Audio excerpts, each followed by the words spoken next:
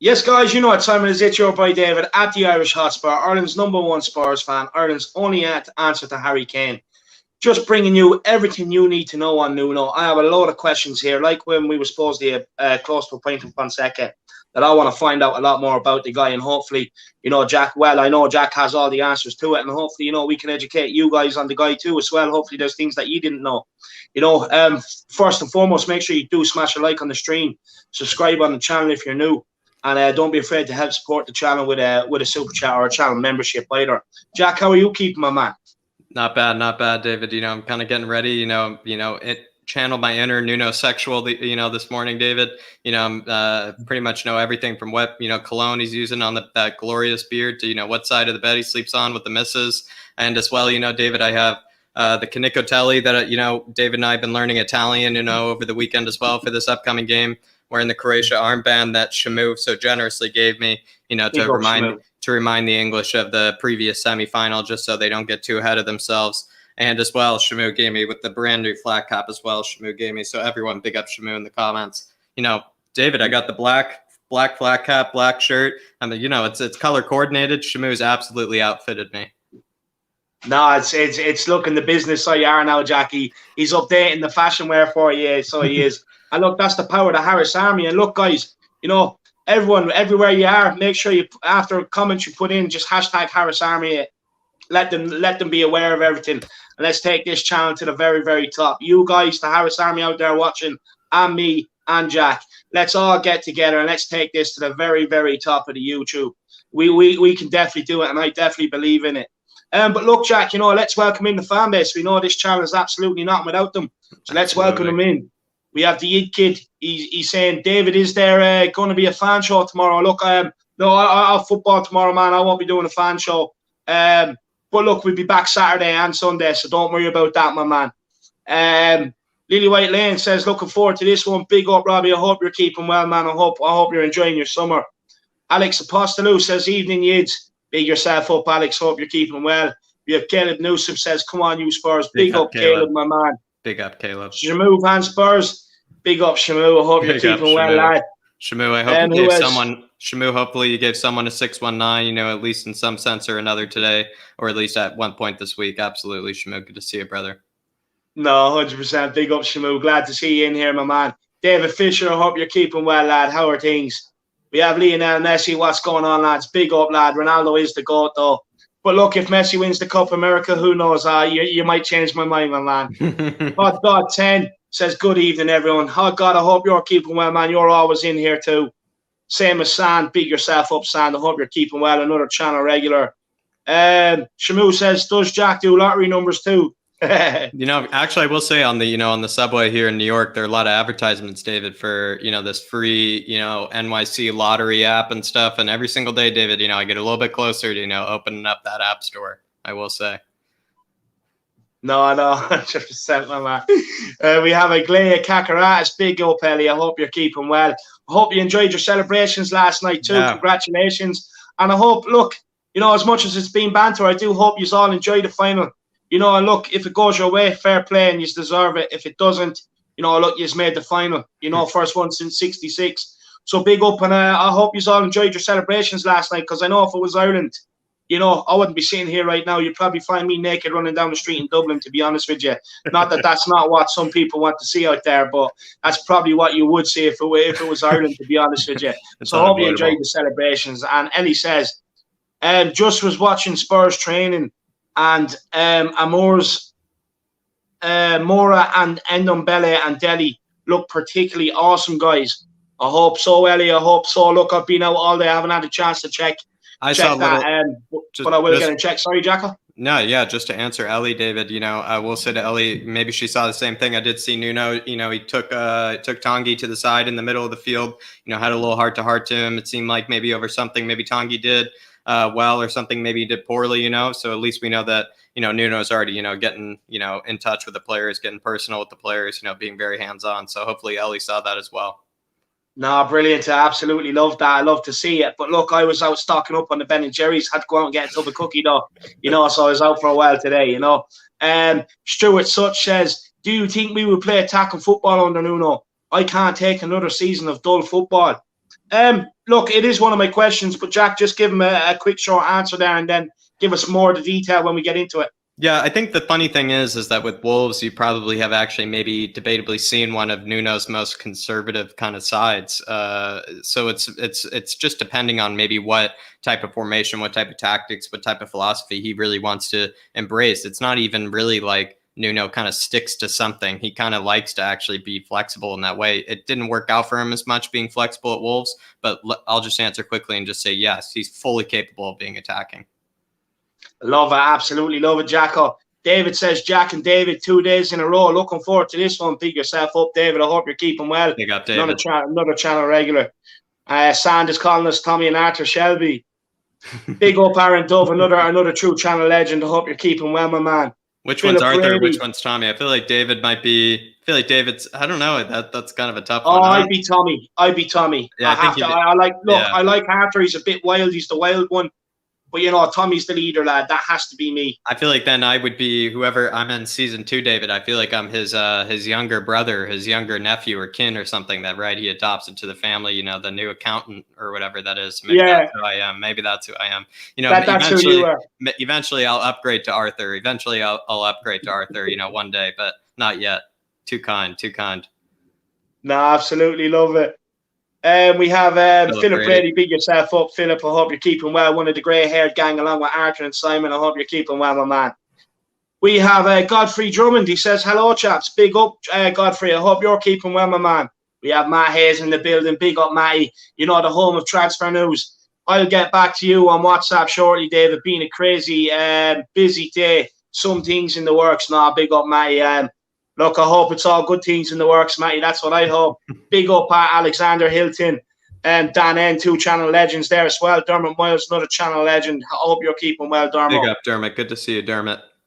And Aglaya, Ellie, another absolute channel legend, says, just was watching Spurs training with Nuno and the fitness coach got them working Hojbjerg style like Trojans, Deli, Moore and Endombele. Looks so awesome, guys. No, that's what we want to see. Nuno putting them through their paces, getting the fitness. The Smasher, welcome back, my man. I hope you're keeping well. Aaron Dove with the super chat. Big up, Aaron Dove. Really appreciate it. He says, here's a $5. 2 band coming. Home song and chant. It does my head in. Yeah. It does, Aaron. But look, you know, in a way, you just have to kind of congratulate them, to be fair. You know what I mean? What can we do? But big up, Aaron. Right. Really do appreciate it. Everybody else, feel free to support the channel with super chat and channel memberships. With perks along with the channel memberships. Amir Sardar says, how's the crack, lads? Let's get behind Nuno and the team. It's time to push Spurs back to the top. No, I agree. Get fully behind them. I'm pumped. Premier League season's coming back, boys. Premier League is back, baby. You know, 14th, 15th of August, I cannot wait. Pre-season. You know, training's already underway. Pre-season friendlies coming in, thick and fast. I can't wait. We're going to be back before you know it. Yeah. Killing Kenny, hope you're keeping well, man. There's your usual shout-out that you're always asking for. JC, how are you keeping, my man? Big up, John Fitzpatrick says, big up, David and Jack, my favourite 2 YouTubers. Big up, John. Too kind. We don't deserve it. Big up yourself, John. Yeah, big up, John. Hope you're representing us well out there in Australia, my man. Shamu Van Spur says, is Jack going to buy a big mansion for Harris Army like his TikTok knobs? Call it the Itch House. Jeez, I think he's talking about, those whatever TikTok houses. That'd be, you know, in a way it would just be, I think in one day we might open up a Harris Youth Academy, you know, down there in New Zealand, Shamu. You know, we'll just transport all the youth down to New Zealand, you know, where you can play year round. You know, on a nice grass turf pitch. We'll just send all the Harris Youth Academy prospects down there. No, 100%. Absolutely love it. Look, we have Kais here. Jack, he says, does Jack have a channel? He has a great way of thinking. You know, things are in the works. Kois. And, you know, absolutely. Things are going to be coming in the works. So, you know, hopefully we'll satisfy you in some way, shape or form. And, you know, it's always going to be in some way, you know, an extension of, you know, the Harris Army. And I'd be happy to have you as a subscriber and be honored to have anybody from the Harris Army come and follow me over at the channel that's coming in the works. No, we've a lot planned for next season. We're going to have some short, snappy videos out there, 10, 15-minute videos. We're going to keep up these debates, and we have a lot more coming, trust me. Just keep an eye out, guys. Big yourself up. ATM Nerd says, big up, Dave and Jack. Big yourself up, ATM. I hope you're keeping well. Michael Cronley Gray is in the building. Big up, Mikey Cronley Gray. absolute legend. He says Italy for 2020. Love it. We have an absolute legend. The guy I had the pleasure of meeting, Brian C. I hope you're keeping well, my man. I hope you're enjoying your summer. Because they escape flights to Greenland, lads, just in case. Let's hope they have Sky Sports up there to see Nuno attacking football. Yeah, look, there could be a few of us over there in Greenland. Half of the country, my man. We're going to have to build a lot of igloos or a lot of houses over there, you know what I mean, and just chill out and invent our own sort of nation, the Harris nation. Then we can go to the Euros and beat England then. Dermot Minor says there's only one Tottenham Hotspur. Of course there is. Big up, kudos. Don't worry, David. Us Italians will put a stick in their wheels. Big up. Love it. Kudos. Love it. Kudos. 1 second. I'll get back to that. Aaron Mark Richard says, what 4 players do we need to kick Spurs forward next season as we are better than 7th? Well, look, hopefully all these questions here give you guys the answers. Aaron Dove says, itch. My new flat cap makes my head itchy. Used to be an adult lad in Bray when I was a kid called Itchy Mick because he wore a flat cap all day and scratched his head. Now I know why. No, look, look, that goes after a while, you know what I mean? But you have to keep wearing it, so you do. You have to keep wearing it, lad. It's all about representing. Exactly. You're all ambassadors of this channel, every single one of you. But look, Jack, why not? Let's get into it. Before we get into it, everybody, make sure you do smash that like button. Really, really does help, with the YouTube algorithm. But look, Jack, first question. And we'll just continue on from here. So, Jacko, to some fans, the appointment of Nuno is disappointing. What has Nuno done at his previous clubs, Rio Ave, Valencia, Porto, and Wolves, that convince you he is a solid appointment? You can actually kind of take each of those clubs, David, as kind of a case study. So maybe I'll just run through it kind of quickly because, I feel like this is a great question just to start off all the viewers, right? It's just a bit of kind of, bullet points, for all the clubs he's been at Rio Ave, David, or Rio Avenue in Portugal. He had it in his first season, David. He finished 6th place there. And, that's one of their best finishes, you could arguably say, in the last 10 years. Rio Ave actually, as a quick notable, they really were actually a really, really, really small club. They still are a really small club, but since Nuno was appointed there, they've actually definitely improved their form considerably since he's arrived there, I will say, because I did check up on their form even before he was there. And so he did seem to maybe instigate something in the institutions there, you might say. In his second season, kind of fell off a little bit in the league table. He finished 11th, but the big thing about his second season, David, is that he finished runners-up in both of Portugal's kind of domestic league, they're what I would call maybe their equivalent of the Carabao Cup and the FA Cup, David. Yeah. In the Taça de Portugal, they finished runners-up to Benfica, and in the Taça de la Liga, they also finished runners-up as well to Benfica. And so both of those games, I think they lost 2-0 and 1-0 to Benfica. You can't put them wrong there, but making it there was already just a huge feat. And by making it there, David, at Rio Ave, he qualified them for European football for the first time in their history. He look, I've done a bit of research into Rio Ave, and I knew that he did get them to 2 cup finals. So, and look, they kind of came out of nowhere, you know what I mean? They weren't really a massive Portuguese club, and in fairness, he did do a good job there. You could Jack, consider, what about his time at? Sorry, go on. Yeah, I was just saying, sorry, David, you were going to get to the question. Yeah. Moving on to Valencia here. At Valencia, he in his first season, he only had 1 season, almost like a season and a half, everybody, at Valencia. I will get on to maybe why he resigned there. But in his first season, he finished 4th there, qualifying for the Champions League. By finishing 4th, he also scored the 4th most goals in La Liga with Valencia and conceded the 3rd fewest. So you have to say, that is an absolute fantastic record. Some of the scalps and some of the notable results that he had was a 2-2 draw against Real Madrid away. So at the Bernabeu, David, he finished 2-2 there, 2-1 Valencia at home. He had a victory. He seemed to have Atletico's number as well, David, where he drew away to Atletico 1-1 and then won at home at Valencia 3-1 as well that season. Had a 3-1 win at home as well against Sevilla, and then a 1-1 draw against Sevilla away as well. So he did seem to be really strong, you might say, against other teams in either home or away. Very pragmatic, seemingly when at the other teams home, and then it seemingly when he's also at home, he can be very aggressive and very attacking. So that might be an answer, you might say, to some of the people who think he might not be as attacking. It does seem that at home he does know how to take a couple scalps against the big teams, and from what I can say is that he really does know, at least against the bigger teams, he does seem to know how to show up, I will say, David, especially at Valencia. And then quickly at Valencia, he did have a lot of fantastic players come through there and even some of these fantastic players that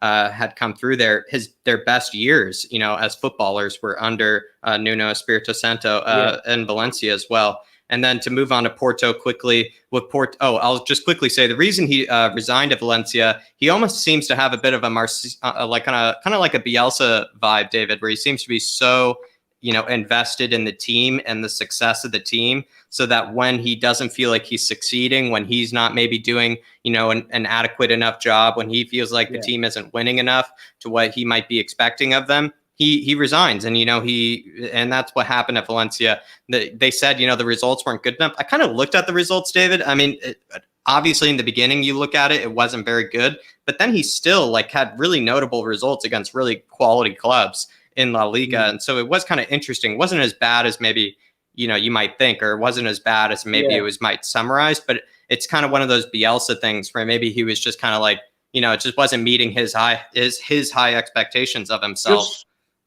Just to add to that, look, it is well known in manager circles, and I've heard this, it is well known in manager circles that, going to Valencia, you're only going to last not so long. Yeah, that's and you either resign or you will get sacked, and it's known in manager circles. Fair point. I've heard of managers being rang and being told, don't go to Valencia, you will be sacked. Philip Neville said it on the Jamie Carragher podcast about when Gary went in to take over Valencia. Pochettino apparently rang him and said, look, don't go there, you will get sacked. Nuno rang him, said the same thing. So it is like people that think what clubs do to managers, it's not floating around in manager circles. It is, and it was well known that So look, and he didn't actually get sacked from Valencia. He walked. So fair play to him. Fair play to him. And it's like you were alluding to, David. It's a very toxic and political atmosphere at Valencia. It's practically gotten even more toxic and political since Nuno has left. But you're exactly right, David. I mean, Valencia is just a massive club, but it's also just like you're alluding to, such a horrible club practically to be a manager for. So much pressure from the manager, or from the board, from the politics of the club there, from the higher ups, and then also from the fans there. I mean, Valencia is a massive city as well. So he handled it quite well. And then when he felt like he wasn't succeeding, he wanted to get out of there. So you're exactly right, David. With Porto quickly, he finished second. This was kind of an interesting one, David, I will say. He finished second, and he finished 6 points behind Benfica, who won the title. Benfica, they actually only scored, David, 1 goal more, and then also conceded 1 fewer goal than Porto. So it actually really just shows that maybe, just maybe Nuno might have had, a bit of kind of a new, or kind of a Spursy kind of a maybe approach to kind of maybe going after the title there. I kind of look back, and he kind of had some interesting, drop points and some draws against some, very low end, Portuguese sides. And then as well, though, he also had, I do believe kind of a notable defeat to Benfica, which seemed to have cost him the title. But what is kind of interesting across his games that you might look at, he has plenty of clean sheets, in the bag, David. And so even at Porto, he dropped a lot of points. He didn't have a great domestic cup performance, but in the Champions League, and he was able to actually advance Porto to the knockouts in the Champions League that season, which is always notable, you must add, for a team like Porto. And he even beat in the group stages. He beat Leicester City, who just came off that title victory. He beat Leicester City 5-0 in the group stages as well. Yeah. So that's a good scalp. At Porto, at Rio Ave, and at Valencia as well, he ran everything from a 4-3-1-2 to a 4-4-2 to a 4-1-4-1 to a 4-3-3. At Valencia, he definitely favored the 4-3-3 and like a 4-1-4-1. But he was very flexible with tons of versions of 4 in the back at Porto. And then at Wolves, right, he comes into the championship, and I think plenty of us maybe know about his career at Wolves, and we'll probably get into it later. So maybe I might just stop there, David. Well, no, look, it's the next question. Tell us about these times. About Yeah, these that's times. right. You're exactly right, David. So yeah, at And Wolves. I just want to say it quickly to everybody, these questions do get a lot tougher. I'm just leading into stuff, but trust me, they get a lot tougher. No, absolutely. And, I kind of even, exposed myself by maybe offering a bit too much in the beginning where I'm going to have to find new points, to some of David's, tough questions are about yet to come. At Wolves in his first Premier League or in his first championship season, excuse me, he did finish first. Obviously, he had plenty of investment into the squad and was expected probably to finish first that season. But in the championship, he did score 82 goals. And then only conceded 39. He did have the best scoring tally for his side by 3 goals, and was also then tied for the best or the fewest goals allowed as well. Just a very solid campaign, you could say there. Very ruthless. I do believe they even finished the title with a few games to spare as well. So you could say that was quite convincing. The championship, he even said, he almost seemed to might even, I thought this would kind of anger a bit of a English fan, so I might just say it, just to be a bit cheeky. He even seemed to, not make much of the championship. He kind of seemed to say like, look, the championship is very difficult, for these, attributes, but, football is football and, it doesn't matter. You can always translate, your philosophy to any league and, all these things. So, he seemed to shoot down the question that the championship, was tough for him, which is a bit interesting, a bit cheeky of him, I will add. But, coming into Wolves, I will say he does obviously have plenty of scalps that he has achieved. Maybe this is the thing I'll just go into. I'm not going to mention all the results because I think I'll mention them later, David. But this guy has had plenty of victories against very notable sides. When his team is going through fantastic form, when they're going through poor form, whatever it may be, it does seem like Nuno knows how to show up against the big sides and knows how to plan for the big sides. And that has actually come across all of the clubs that he has worked for. And then maybe the last thing I'll finish with Wolves as well is that he practically, was starting and initiating almost like an Ajax-like system in terms of the trust in the youth development there as well. So that's what I might finish with. Well, look, I will get into a bit of youth development in a bit. I do have that as a question. Let's just take a few comments here, Jacko. Yeah, absolutely. Dermot Miles says, if we had more players like Hojbjerg, we'd be better side. Nuno is the best choice as manager. Big up, Dermot. Shinks says, just joined. Big up, guys. I hope you're keeping well, Shinks. Tom Harris, big up. I don't know whether you're related to me or not, but if you are, how are you keeping? Aaron Dove says, the Irish Hotspur Shamu just distracted me with AC/DC talk. Back now. Love it. Shamu says, Shamu loves Bon Scott. AC/DC, not so much Brian. Who else have we got? Ellie says, Ndombele, Hojbjerg, Skip, Lo Celso, on Neves, awesome. Midfield play, 3-5-2. Ed, I hope you're keeping well, my man. Toxic says, Tomiyasu signs.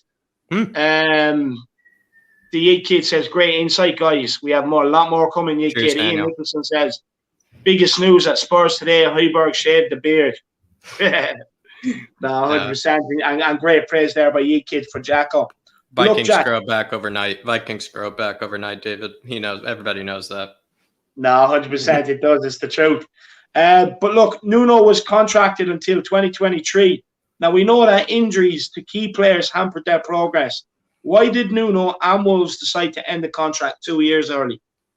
Oh, that was simply, David, because I do feel like there's maybe a bit of a disagreement. Like I said, maybe connecting back to the Bielsa thing there was a bit of a disagreement for maybe some of the signings that he feels like would maybe progress Wolves further. He did say verbatim to the owner that he felt like he took them as far as they could. And even he said that with, considering the last season they just had, and obviously, you are going to, speak on the injuries later, but he did feel like, he was reaching, so to speak, maybe their max capacity or what he felt like was his max capacity with Wolves. And then with what they were offering in terms of signings, in terms of how to maybe, push the club a bit further from there, he was seemingly very disappointed.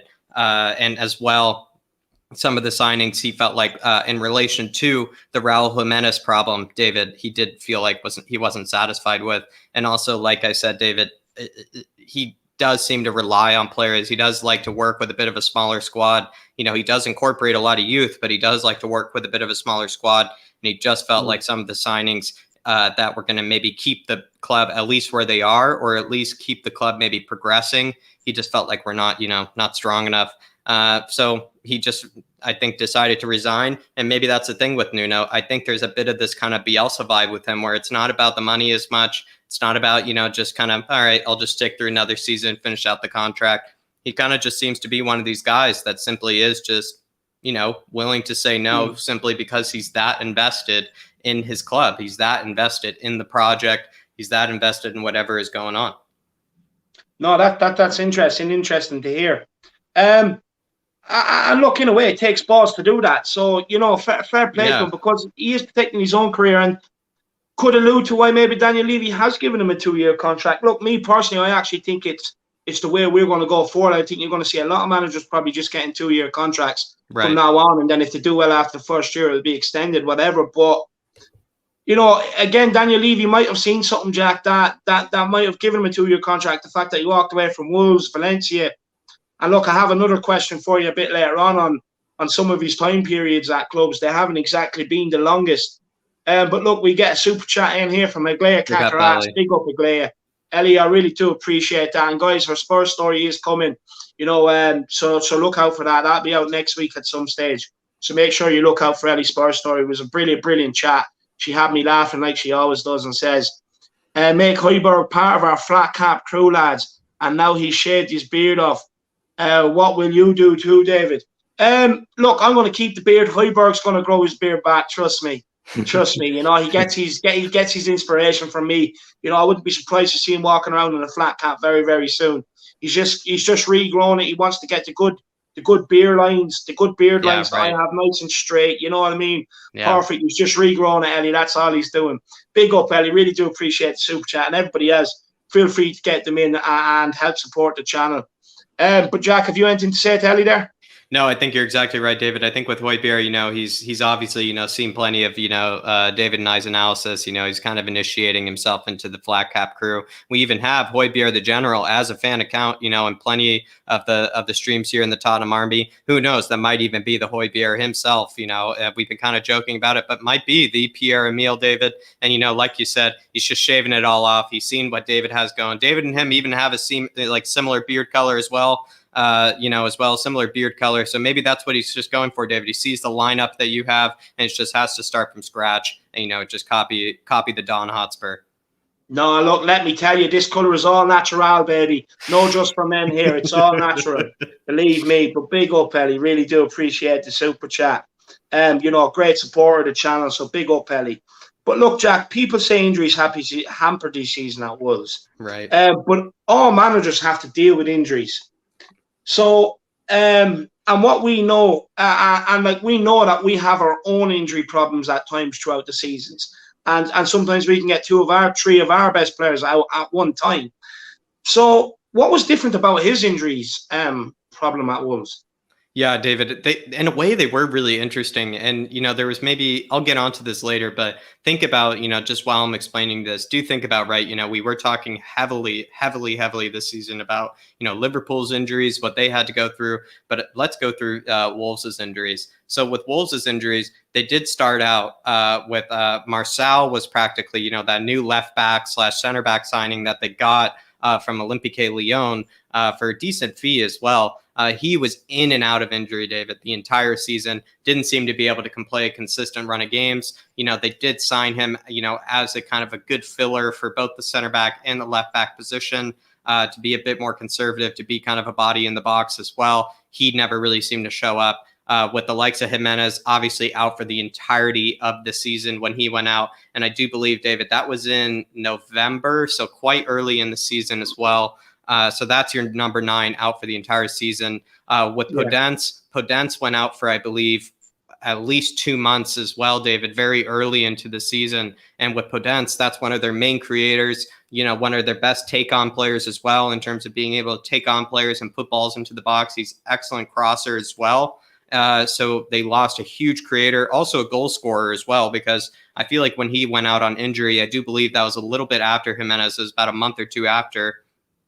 he was practically, you know, the go-to when it came to creating, when it came to scoring as well. So with Podence going out, a huge loss. And then they also lost David for pretty much the entirety of the season. I think he only played maybe a total of around 7 or 8 games this last season, was Johnny, right? Their left back that they've had for a very long time. So with their left back gone, you know, that's a huge loss. They obviously, like I said, Marcel, who was maybe the backup left back / starting center back, was also gone out as well. So David, pretty much both of their, you know, first choice left backs being gone, they had to go with the likes of very, very, very young player Ait Nouri and the very young player Vinagre as well as replacements. You know, so you could argue that's kind of like what maybe Liverpool had to do with their center backs. And then also as well, they did have Pedro Neto out for a significant period. And all these players that I mentioned, David, underwent surgery at least once, some of them twice this season, in the likes of Neto,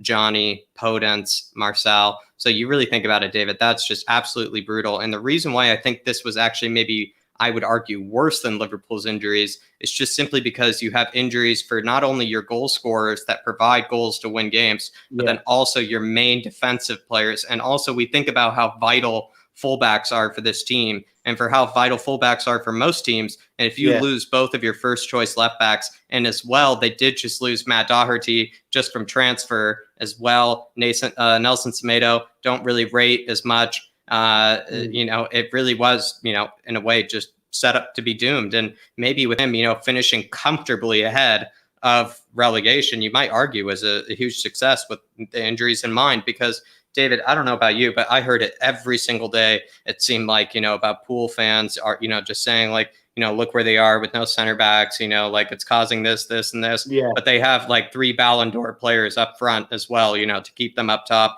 They have the likes of Thiago that they just brought in. And we're talking about Wolves here. You know, and they had injuries all up and down the pitch. So you really do have to consider that. Where with Liverpool, it really was just their defensive players, and maybe they're holding midfield players for a little bit as well. Whereas like with Wolves, I would say it was all the important positions.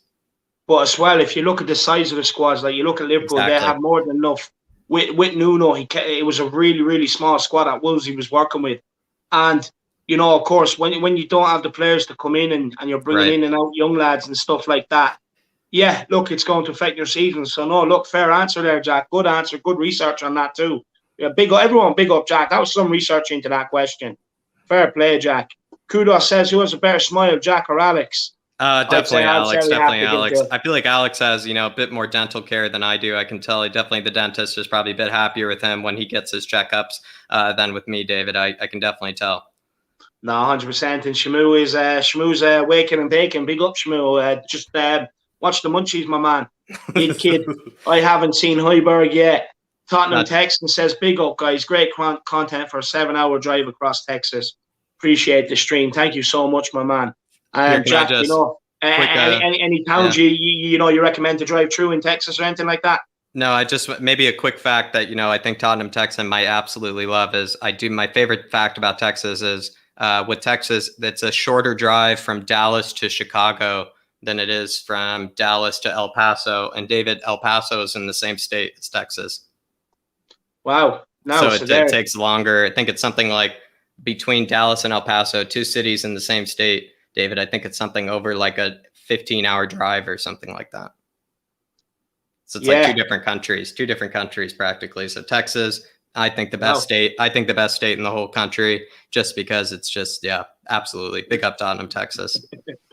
Big up. And Shamu Van Spurs says, lad, I don't get the munchies. I prefer to eat and then bake.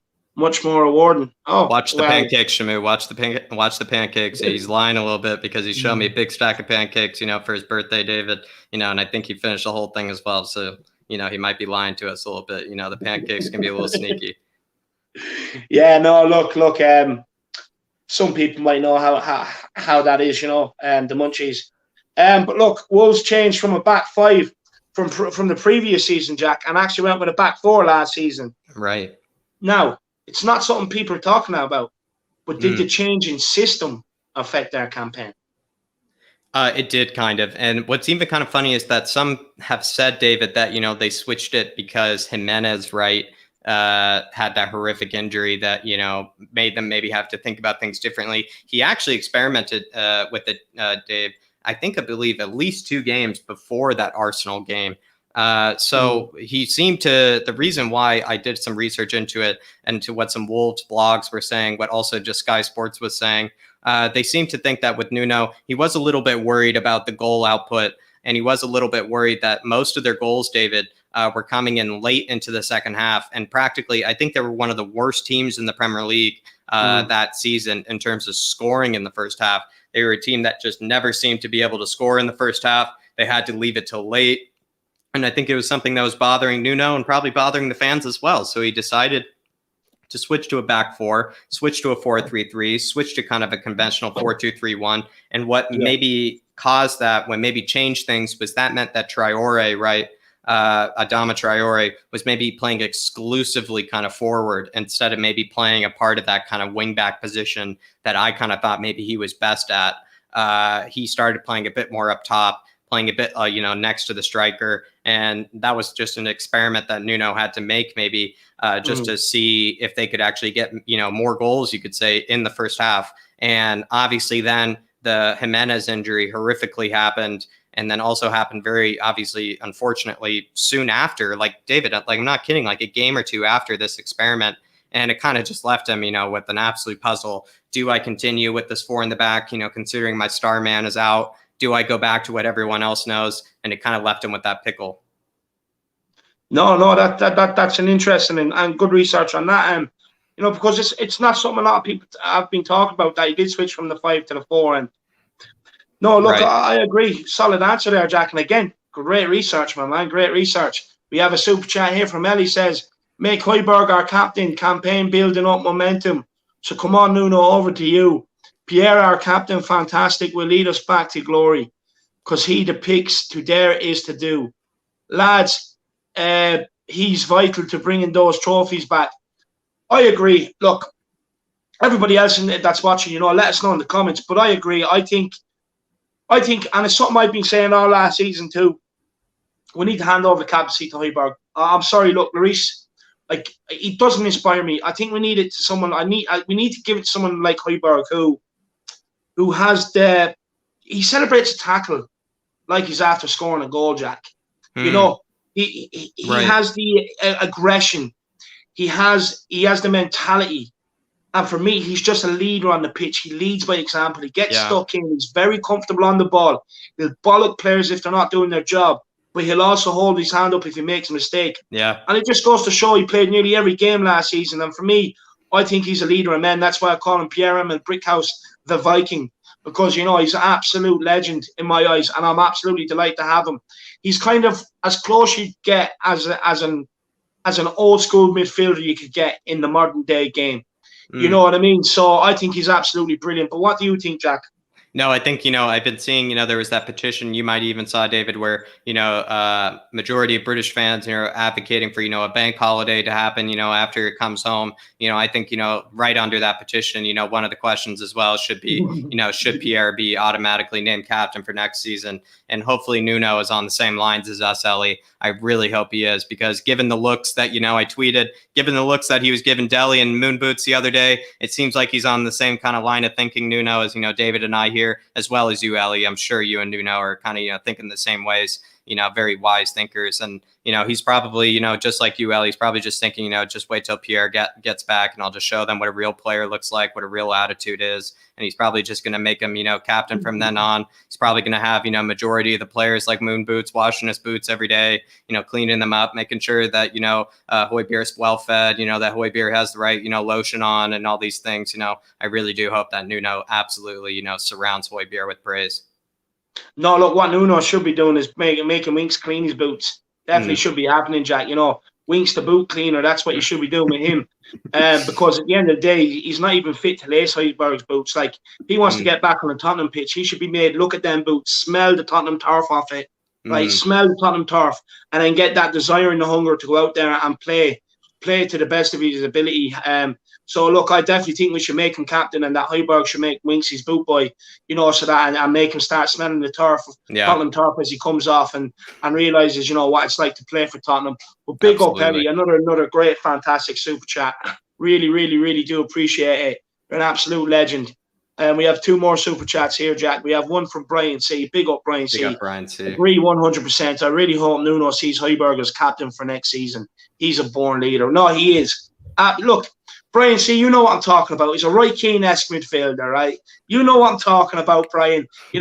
He's down from your neck of the woods, Roy Keane. And, he's a great man. He's a great man, great leader, great football player. He doesn't do everything exceptionally. But what he does do is everything very well. And he can do everything. That's the thing. He can do absolutely everything, whether it's get stuck in, tackle, dictate the tempo with his passing, whether you need him to get forward, get some shots, whether you want him to press high. Yeah, no problem, boss. I'll go and press high for you. Brilliant. Give me a Heineken after the game. I'll go and press high. What's that advert? What's that Danish beer? If Carlsberg done something, or Heineken, yeah. So go and get him a few Carlsbergs after the game. You know what I mean? Some of that Danish Viking juice. That's what we need. But big up, Brian C. I couldn't agree more. Has to be captain. Has to be captain. Absolutely. And we have Aaron Dove here with a super chat. He says, "'Cause you said so, Lady Ellie." Big up, Aaron Dove. Really, really do appreciate it. Thank you so much. And maybe just because Aaron was so kind enough, David, just to send in the super chat, I will say to Aaron, I did buy, Aaron, a little bit of the pina colada, kind of ingredients, for me and the missus. I think the only thing that's missing, is maybe a bit of, some maraschino kind of cherries, maybe as well a bit of whipped cream, and maybe a bit of pineapple wedges as well. And then you'd have a nice little pina colada, a nice fruity, dessert kind of hipster drink for you, Aaron. So, some of the ingredients are already available, in the Knickich fridge, excuse me. There you are, Aaron. He's going to have one of them flower drinks, as you call them. Big up, Aaron. Exactly. That's what the word I was looking for. Yeah, exactly. Ellie's telling everybody here, come on, everyone, get those super chats in to support the lads. David and Jack, the Hojbjergs of YouTube. Big up, Ellie. I really appreciate. That's a comment and a half. Ellie. I love that. I love being called Hojbjerg. He's an absolute legend. And Aglaya Kakara says Hojbjerg is the king of the understated lads. No, he is. He's an absolute god, Ellie.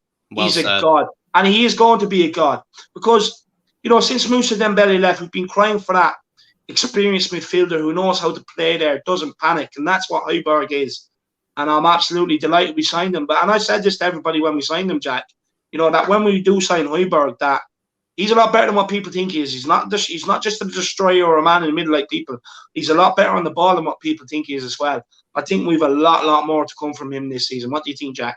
No, David, I think you're absolutely right. And I think it's what you said, just the way you described him, David. He's absolutely is a god. I think pretty soon, David, once he retires, we might even be referring him, kind of in a bit of, Tottenham Norse mythology as well, where it's like some might say, Thor's hammer. Pretty soon we'll be saying Hojbjerg's shoulder. It's because, sometimes the way he's able to knock players off the ball, David, the way that he's able to knock sometimes some of the strongest players in the world, you might even think, off the ball. Pogba, he'll knock off the ball. Almost Matic will knock off the ball. Players that we thought, would be impossible, right, to intimidate. He practically gives them, the Norse or the Viking shoulder and is able to then, turn, look upfield, play the dime. And also what David always talks about with Hojbjerg, he's a holding midfielder. He's a holding destroyer. And every single time I notice, at the best to his ability, he tries to receive it on the half turn as well. He's just world class. No, he is. He's an absolute leader, man. Big up, Ellie. Really do appreciate it. You're so generous. Thank you so much. And everybody, there's 110 people watching right now. Please make sure you do smash that like button. Please make sure you smash the like button. It really does help, push these streams out to more and more people. And, feel free to share it as well. Thank you so much, everybody. Take a few more comments here. Ellie says, well done, Aaron and Brian, supporting these 2 lads. Big up, Ellie. Appreciate that. Brian C says, big up, lads, and Ellie. Aaron Dove is called your drink fancy, Jack. No, it's the fancy vacation drink, Aaron. It's a fancy vacation drink. No, look, we're on vacation. It's the summer, Jack. Season's about to roll about. It's the summer, so we're on vacation. Sorry, guys, I'm just getting a bit of dry mouth, so I'm just having a quick mouthful of Coke. I know it's very bad. I'm in the gym. I shouldn't do it. But honestly, guys, I couldn't. I was looking at me. alongside the tub of cookie dough ice cream. I've been off for 3 weeks. Give me 1 can. Absolutely. Oh, And maybe gorgeous. I'll just say to Aaron, exactly, it's pina coladas, during the off season, for Kinnickich, and then it's whiskey and Coke during the on season as well, just to stay serious, stay professional. Yeah, 100%. Schools 157 says respect Winks. How about Winks respects Tottenham? How about that? Hot God 10 says skipping Viking to steer the Tottenham Hotspur ship. 100%. You tell him the Tottenham Hotspur Viking ship, my man. Tottenham Hotspur Viking ship. That's Absolutely. what we call it. Absolutely. Get a beer into you, lad. No, look, lad, I only drink for occasions, man. That's, I save myself for occasions and then go wild. Shamu says, lad, nothing more satisfying than the first sip of a nice cold can of Coke. I know, lad, if I wasn't streaming, I'd go all out fancy. I'd be getting some nice glass and have some Coke on the rocks. Nothing better. Gray says he's a destroyer. He gets great at the pinpoint pass that leads to goals. He's a tackler. He's the brick house captain. Fantastic. Simply the best. Love it. Yig Kid says, Jack, I got a question on Nuno. Will he slap the burger out of Ronald McDombele's mouth? Yeah, but what I'll say to you, Danielle, is that, it's kind of what Ellie was talking about earlier, is where, she was saying, Nuno seemed to be looking great with training, speaking to the lads. And I was saying to Ellie, he seemed to have a one-on-one, a bit of a moment with, Tongi, speaking to him, getting, personal with him. Maybe he was just telling him, I've already put the tracking device in your phone. I put, I already let know all the fast foods, within your area, that, they're not allowed to allow. You've already denied your credit card or spoken to your bank holders, and I think that's what he was just probably informing him, that, there's no way he's going to get anywhere near any fast food of any kind. No, 100%, 100%. Michael Cronley-Garay says, drink a Champions Jack and Coke. That it is, my man. That it is. Absolutely. Kudos says, Ronaldo not liking your choice of beverage. No, he's not. He's not. But look, I'm not an elite athlete. I'm not an elite athlete like Ronaldo. I'm more of an elite athlete like maybe Messi approves. Maybe Messi approves. Maybe Messi in the comment approves. That'd be funny. Goalkeeper Clarkey says, just heard Stelios saying he dropped Kane for the final.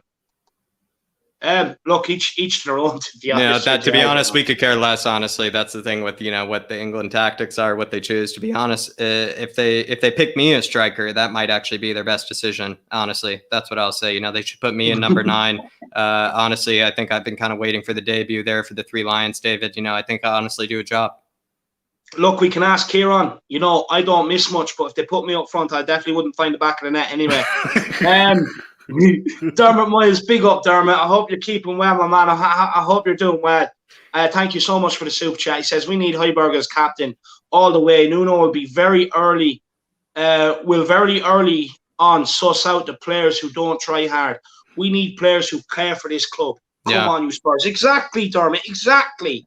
This is what we've been saying. We just want players that are going to go out there and give it their all for 90 minutes. Blood, sweat, and tears. It's all we want.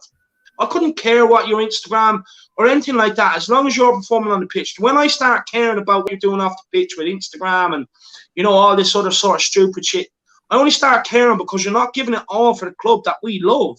Yeah. All we want out of the players is to give it their all. Look, I accept an off game here or there, but not for some of these players, for never, ever getting in the team. And, now they're all of a sudden they find themselves in and around out of default because we sold players and haven't bought any. Dermot, great commentary. It's exactly what we want. We just want players that are out there that care for this club. That's all we want. Yeah, absolutely. Look, I get it. Players are probably never going to care as much as fans. But, come on, just a bit of pride in your work. Right. Ellie says, I'm on the Coke Zero. Got to drop that shoulder and leave them for dead. So got to stay slim. But the Ben and Jerry's puts back the end on bellies on my hips. Big up, Ellie.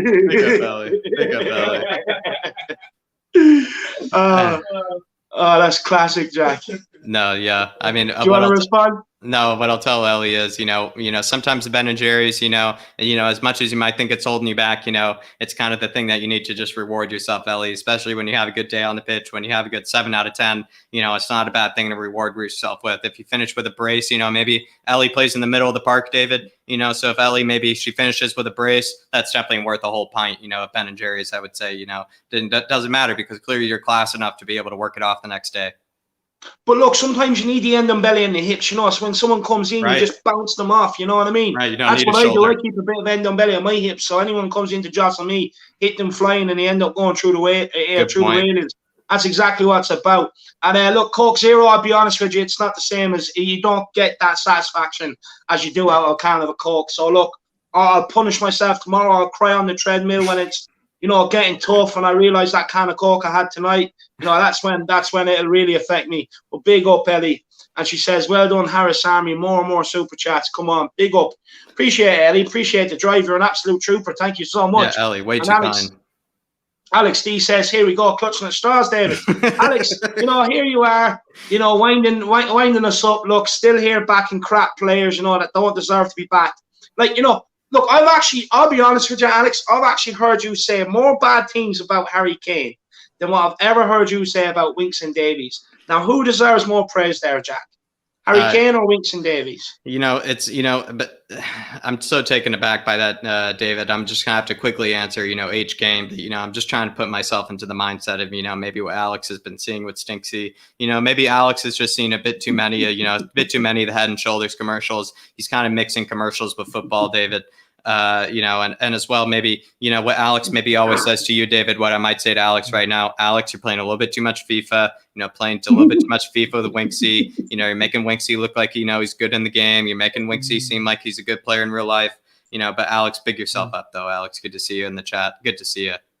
And Alex, instead of clutching at straws in the live chat, when are you going to come back on, my man? Stop running away from me. I don't fight, I'm friendly. And Kudos says, Alex D, you're clutching at Winks and Davy straws. 100%. And true, I'll drink Danish Carlsberg. I'm sure Hojbjerg dies, so if it's good for him, it's good for me, 100%. David, great name, by the way. A name of gods, a name of legends. This is what it's about. David, your name, you know, it goes down in folklore. Big yourself up. One of the greatest names I've ever seen grace the planet. And yeah, he says, Alex at it again.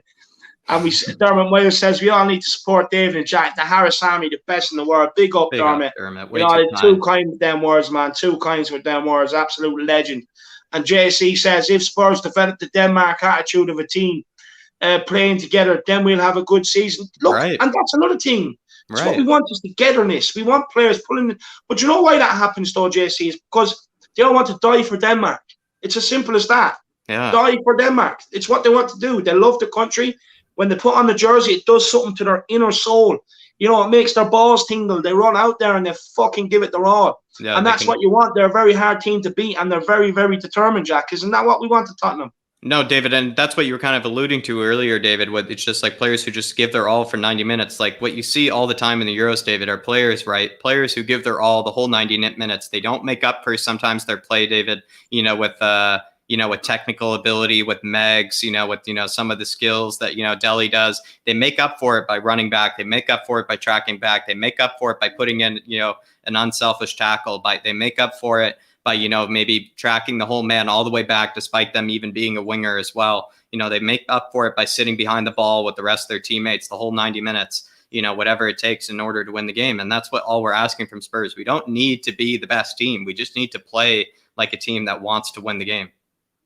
No, exactly. That's all we want. We don't ask much. Even if we lose, as long as we've seen you put in the effort and you've tried and you've cared, that's all we ask. That's all we ask. And Alex D is back again. He says, yes, Dele Alli is a good player. Yeah, he was. No, I think that was a typo, Alex. I think you meant to say, yes, Dele Alli was a good player. No, sorry about that typo there by Alex. He meant to say was. No, look, Alex, I'm giving him until January. If he pricks about for the first half of this season, getting gone. I'm not having.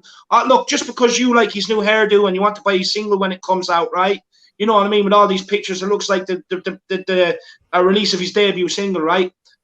I'll be honest. I've had enough of him pricking about. If he wants to put it in and he wants to put the performances in, by all means, you know, I'll give him a second chance. But I want to see that over the first few months of this season. If it comes to January and he's still pricking about, get him gone. I'm not having people hanging around the club doing that anymore. Alex, you have to remember, you pay money to go to these games, to watch this shit. You don't want to be paying money into their pockets for them to be dicking about with it, do you? Yeah. Let's be honest about it, my man. Yeah. Absolutely. Alex, we want to see more of that beautiful smile than we do, something else. With Alex, I guarantee you, I don't know how you're smiling, watching Winks play, but, to each his own. And it's exactly what Mikey says here. It's Dele Marley, Alex. Get it right, my man. Get it right. And he says, no, that was not a typo. No, it was a typo. No, you said in another message it was a typo. And look, a good player needs a good coach. Well, just hear me out on this, Alex, right? Because how many good coaches does he need? How many good coaches does he need, David? No, this is the thing. But look, just hear me out, Alex. I'm a reasonable guy, but then I'm trotting on. We're trotting on and trucking on with Nuno. Look, over a course of a player's career, they're going to be managed by, maybe 4, 5, 6 different managers. Now, unless he's the best player at the club, which he's not, the system's not going to be designed around him. Son's better than him. Kane's better than him. So they're not just going to keep playing that centre attacking midfielder to suit Dele Alli. Dele Alli, it comes to a point where he has to learn to adapt to different roles and fit into other managers' teams. Because if not, the result of what happened is he's missed 2 years of football and England going to the Euros and getting to the final. And that's his fault. No one else's but his fault.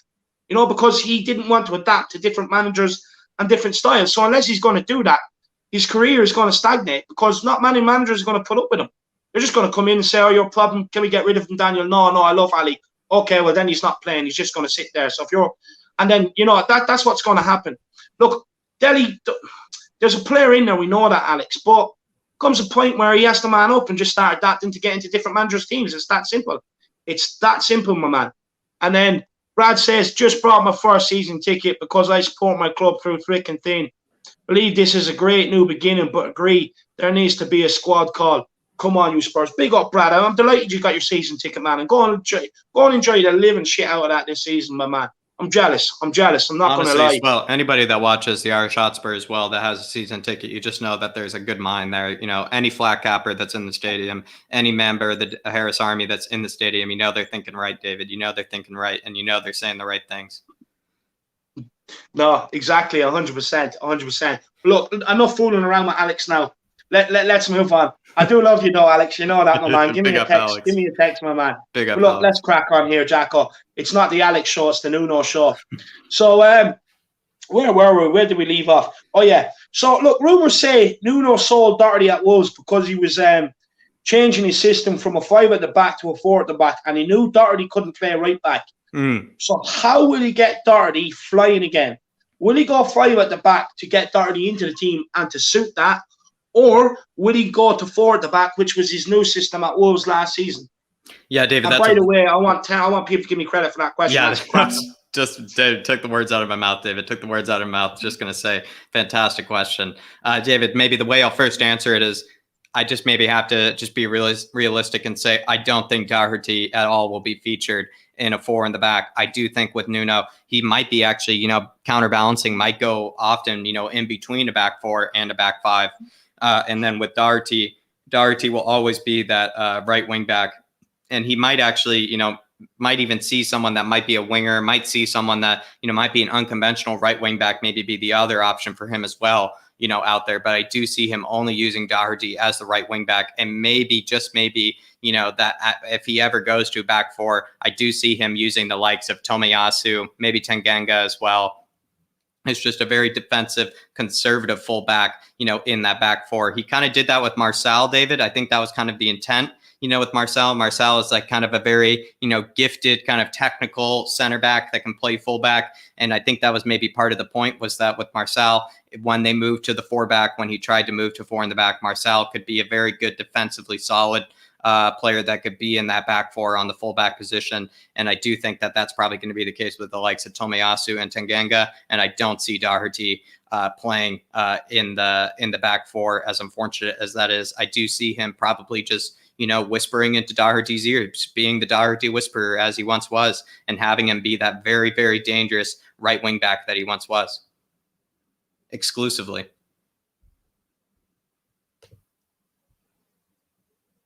Oh, sorry, guys. I was kind of looking at my note sheet there, so it did seem like David timed out a bit there. So hopefully he does come back. But yeah, just to answer it there, just to answer it there quickly, I will say with, Doherty, I only see him in the back four. I really only see him in that back, in that back five, back three, in that 3-5-2, 3-4-3 kind of system. I don't see him at all playing in the back four. But probably someone like Tomiyasu or maybe Tanganga might play in the back four in that fullback, right back position, or maybe someone else as well. But I don't see it being Doherty.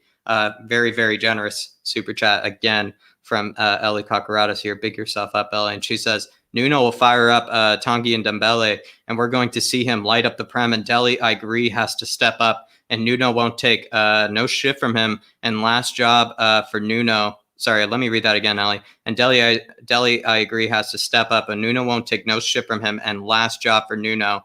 Deadwood, Winks, Dyer, Sissoko, Aurier. He just must ship all of them out. Absolutely, Ellie. Absolutely. Look, I really do hope that, Nuno might be able to whisper to a lot of these players, might be able to get through to a lot of these players. In the case of Dele Alli, in the case of Tanguy, I think he's going to have to approach each of them differently. With Dele, he's going to have to say, enough Fortnite. He might have to unplug the monitor, might have to, maybe get him to a new apartment where he does, he can't take his Fortnite gear with him. Maybe he's going to have to find him a new barber, that gives him something, that's a little less, I don't know, something that seems to be in his eyes, something that he doesn't have to push out of the way.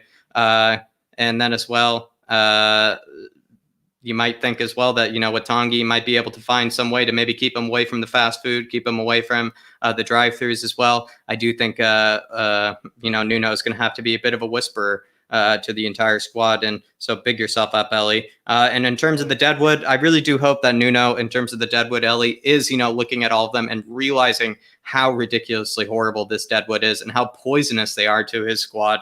And Nuno, He likes to be very hands-on with his squad. He really likes to know everything about his players. So if he's able to know everything about his players, I really do think he'll know that they're the Deadwood, and then he'll probably be immediately asking Levy Paratici to get them out. Sorry about that, guys. My phone decided it would restart itself, so I do apologize, Jack. I do apologize. No problem, David. No problem. But look, I'm back here now. But big up, Ellie, for the super chat. I really do appreciate it. Nuno will fire up on them. I hope so. I really do hope so. Because look, there's a world-class player in there. He can do things. I've seen him do things that nobody else has. I've seen him in Spurs jerseys do in a long time. And if we can get him fit, we've one hell of a player on our hands. Right. One hell of a player. It's just, will he get fit? This is the thing. I'm willing to give him another season. I am willing to give him another season. But after that, if he doesn't want to do it, then that's on him. You know what I mean? That is on him. But big up, Ellie. Really do appreciate the super chat. Thank you so much. You're so kind. Everybody else, get your super chats in with your thoughts, opinions, whether you have a question for Jack, even if you're just enjoying the show, or even if you just want to donate and help the channel. Thank you so much, Ellie. Really do appreciate it. Everybody, make sure you keep smashing that like button. Ellie or Shamu, or we're going to put you in charge of the likes. So Shamu, you're good at that. You're good at the like situation, Shamu, so you get people liking it. Big up, Ellie. Really do appreciate it. Nuno won't take no shit from him. And last job for Nuno, Deadwood, Winks, Dyer, Sissoko, Aurier. Look, they have to go. No matter who the manager was, they have to go. They have to go.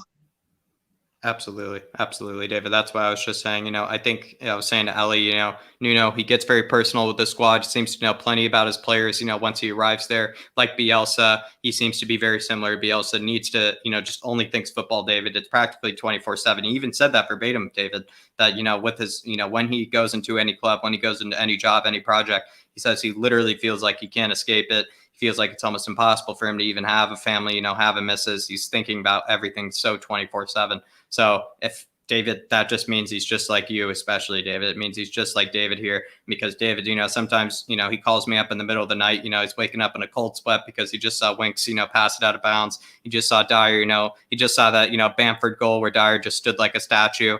Sometimes, I think David is just going to be just like Nuno. He's just going to be waking up in cold sweats thinking about some of these players. No, look, I definitely had that last season anyway. You know what I mean? I couldn't sleep last season. I was very tired come the end of the season. Moninder Singh says, let the man rock whatever hairstyle he wants. Yeah, look, he can have whatever hairstyle he wants as long as he performs. Couldn't care. I think I was ripping into Dele. Yeah. I was ripping into Dele saying that, the hair gets in his eyes when he's trying to meg people and, things like that. Yeah. It does, though. It's true. You're not telling anything that's not the truth. Shamu says, like the stream, guys, unless you want Shamu to keep an eye on you a lot. And 619, all of you. And Stone Cold Shamu, you. Big up, big up. We always enjoy your show, Ireland's #1 Spurs fan. Come on, you Spurs. Thank you so much. I really do appreciate that, Ellie. Absolute legend. How much of my Jack, answer were you able to hear? How much of my answer were you able to really hear there, David? I can just um, summarize it quickly. Yeah. Give me the quick summary. Because you were just talking about Doherty. So, David, I just have to be maybe the bearer of bad news. I don't think I could see him maybe transferring, Doherty into a fullback for a regular back four, David. I do see him maybe, turning him into, a bit of just a regular right wing back in the regular back, 3-back-5 system, David, where he's just, playing out wide like he did with Wolves. And I see him maybe using Tomiyasu or Tanganga as maybe that regular fullback in a back four. Just like, oh, geez, wow, Shauna, just look down. Wow, Shauna. It's really hard to know how to say thank you to you, Shauna. But really, Shauna, you're way too kind. Way too kind, Shauna. Way too kind. No, and this way too kind. You start first, David. You think Shauna first, David. No, look, it's way too kind. It's unbelievable. Thank you so much. And I just want to say, everybody, Shauna's a girl that wants to make the YouTube dream work, and I just encourage if everybody could get over there and give her the support, get over there and follow her channels. Just type in Shauna Blaney on YouTube, and get over there. I think she has 3 channels up and running now, which is impressive. I find it hard to get the time to do this one, but she has 3 going, which is absolutely insane. So everybody, please do get over there, check her out and give her all the support. Absolute Spurs mad, just like Ellie, absolutely Spurs mad. So I want everybody to get over there to her 3 channels and subscribe, and thank you so much. And even the comment, is insane. The best duo, absolute legends. Wow. I really do appreciate that. You have Ben and Sim, the We Are Tottenham TV out there. They're a duo, you know what I mean? Then you have other group channels out there, and she thinks we're the best. That's absolutely amazing. Wow. Thank you so much, Shauna. You're too kind. And look, all I want to say to you, enjoy the final. Make sure you do take a bit of time off work. Go out and enjoy yourself. Enjoy that final. And Love Island's out as well, so don't be watching too much Love Island if you enjoy that. David, listen, I mean, we have some of the most generous and some of the nicest, queens of the Harris Army, and the likes of Ellie and Shauna. But Shauna here is just way so generous, just so generous.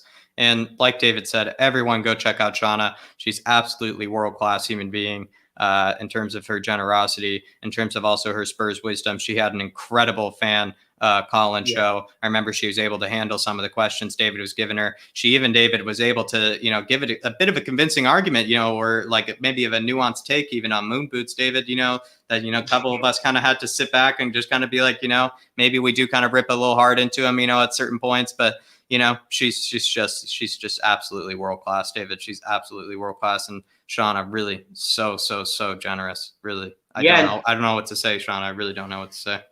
No, she was absolutely brilliant on the fan show, Jack. And I have tried to get her on since, but she's been working and stuff like that. But the next fan show, I'll be sure to get her on 100%. And we need to bring her and Ellie on together, maybe. For one of these debate shows one day, Jack. Get the 2 of them on together, Shauna and Ellie. And let them come on and have their say. Because look, I know I rip into Eric Dyer, right? I believe he deserves it, right? But I'm not going to be blind. I will praise him that he did do well up until October, November, and she did, and fair play to her, because she came on and she said her points and stuck to them, and that's what I absolutely love.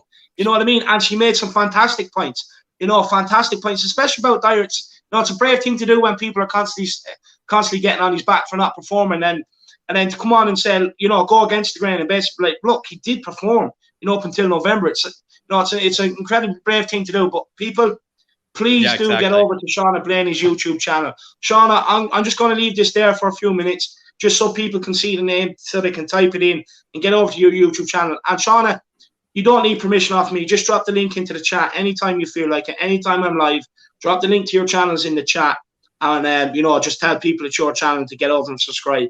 You don't need permission or nothing like that. Every time you're tuning in, just drop your channel links into the chat. Absolute legend, Shauna. Absolute thank legend, you so much. I don't even know how to say thank you, to be honest. Yeah, Shauna, that's exactly it. Shauna, I don't know how to say thank you to you. Honestly, Shauna, what I can say to you at least is that you're just so incredibly generous, and you're a world-class human being for how generous you are. and as well, for you being able to also want to be able to get into YouTube as well, for you showing this much generosity as a YouTuber as well, Shauna, is just incredible. You're clearly world-class human being with how much you've shown us. And like Shauna, you really don't need to as well, but you just continue to do so. Just like Ellie, you just continue to show David and I so much generosity. And I don't know how to thank you enough for it. To be honest, Shauna, I don't know if David I don't know if we ever could really thank you enough for it. Hopefully one day we'll be able to make it up to you in some way, shape, or form, but we can at least tell you you're absolutely letting us dream. Nah, you really are. And you do look, to everybody that throws in super chats and helps supports any channel, you really actually don't understand how much it means to content creators, the support, putting likes on the streams, super chats in when you can. Look, I know it's a big bad world out there. I know there's plenty of people that don't have money. That's why I'll always try and bring everybody's comments up. I know that. And when you can support a channel with super chat, it's absolutely fantastic, because you don't understand how much it helps the content creator, how much it helps them, get better equipment, get more time to pump out more shows. Like, I have a mind full of ideas and shows, and I am going to be putting a lot of them out next season. Going to be incredible amount of shows coming out on this next season, and a good mix of stuff as well. And super chats and that really do help. And Shauna, you're too kind. But like I said, I'm going to leave this up here for a few minutes so that people can get the name, type it in on YouTube. And if you can, get the link to your channel and drop it in the chat as well. That'd be absolutely brilliant. If not, I will do it in a minute or two, and I'll drop it in. Absolutely. Thank you so much. It's insane. Last thing I'll say to Shauna is, Shauna, you're a busy person, obviously, but if you ever have the time, please come on to the fan show. Dave and I would really love to thank you personally, especially just like Ellie as well. Ellie, obviously you were on the last fan show, but Ellie, we really would love to have you again. You were absolutely class debut in your last fan show. We would love to have you.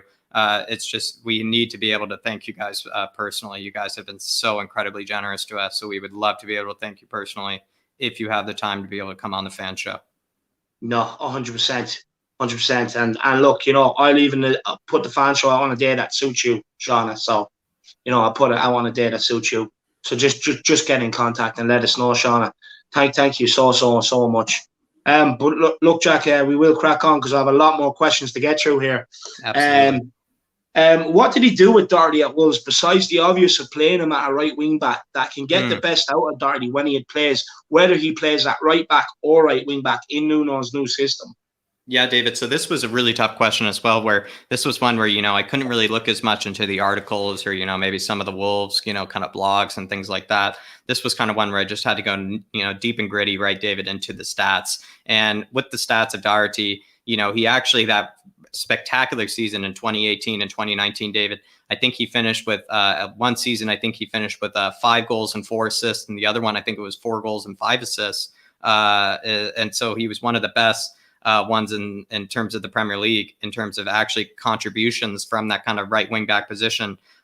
So when you think about it, David, what he's going to try to get him to do is that he's going to try to be able to get him to, dribble by players, to be able to take players one-on-one, to be able to get by the center back, the full back, whatever it may be. He had actually, David, I think Doherty, one of the most successful take-on percentages in terms of the Premier League that season when he was playing in the right wing back. It's kind of ridiculous to say this, David, but when he was at Wolves, he was a bit of a I don't know, maybe a Dohertinho, on the right wing back position, where he was able to actually, skip by players, skin a couple players, and, maybe look like maybe the Brazilian, kind of Irish, kind of right wing back that, maybe it was always meant to be for him. And that's what I might say, with Nuno, is David, he kind of used him as someone that was able to, work hard and be able to track back. I mean, don't get me wrong, work hard and track back, but wasn't as skilled in terms of actual one-on-one defending.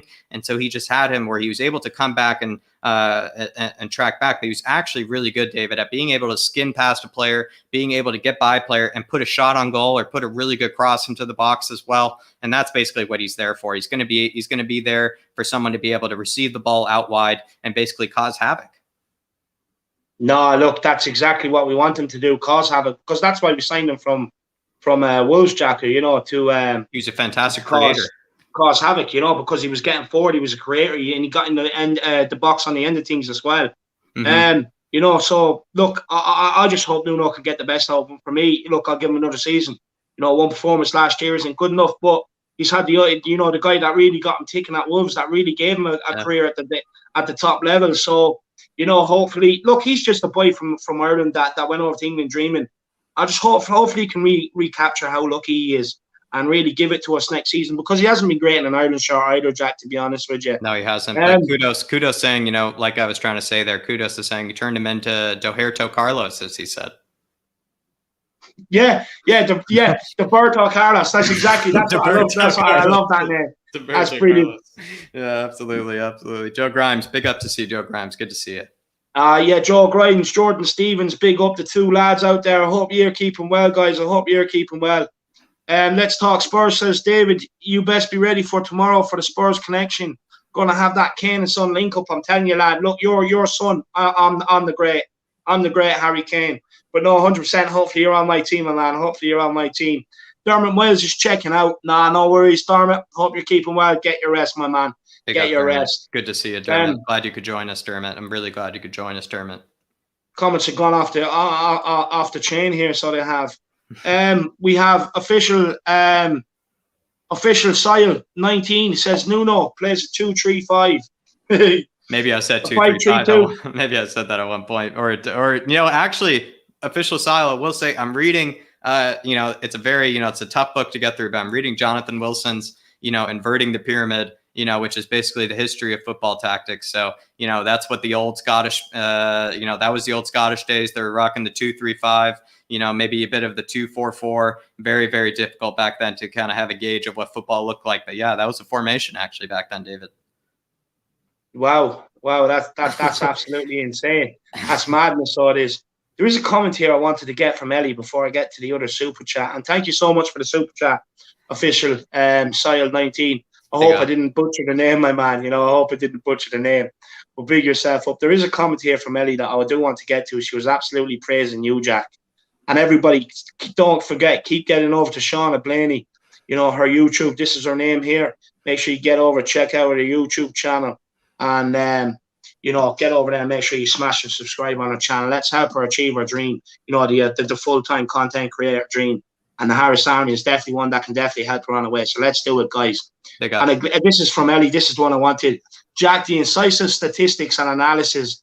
One David, the Irish Hotspur. Kingpin and Charming. One and the rest of us. Harris Army followers. We bow down to you two. The flat cap Spurs crew. There's no bowing in the Harris Army. Yeah. We all stand together. No bowing down when I'm around. We're all standing together. Only raising glasses in the Harris Army. Only raising glasses. Only raising, Ben and Jerry's pints. Only raising your spoons, pretty much. That's what we do in the Harris Army. You raise your spoons.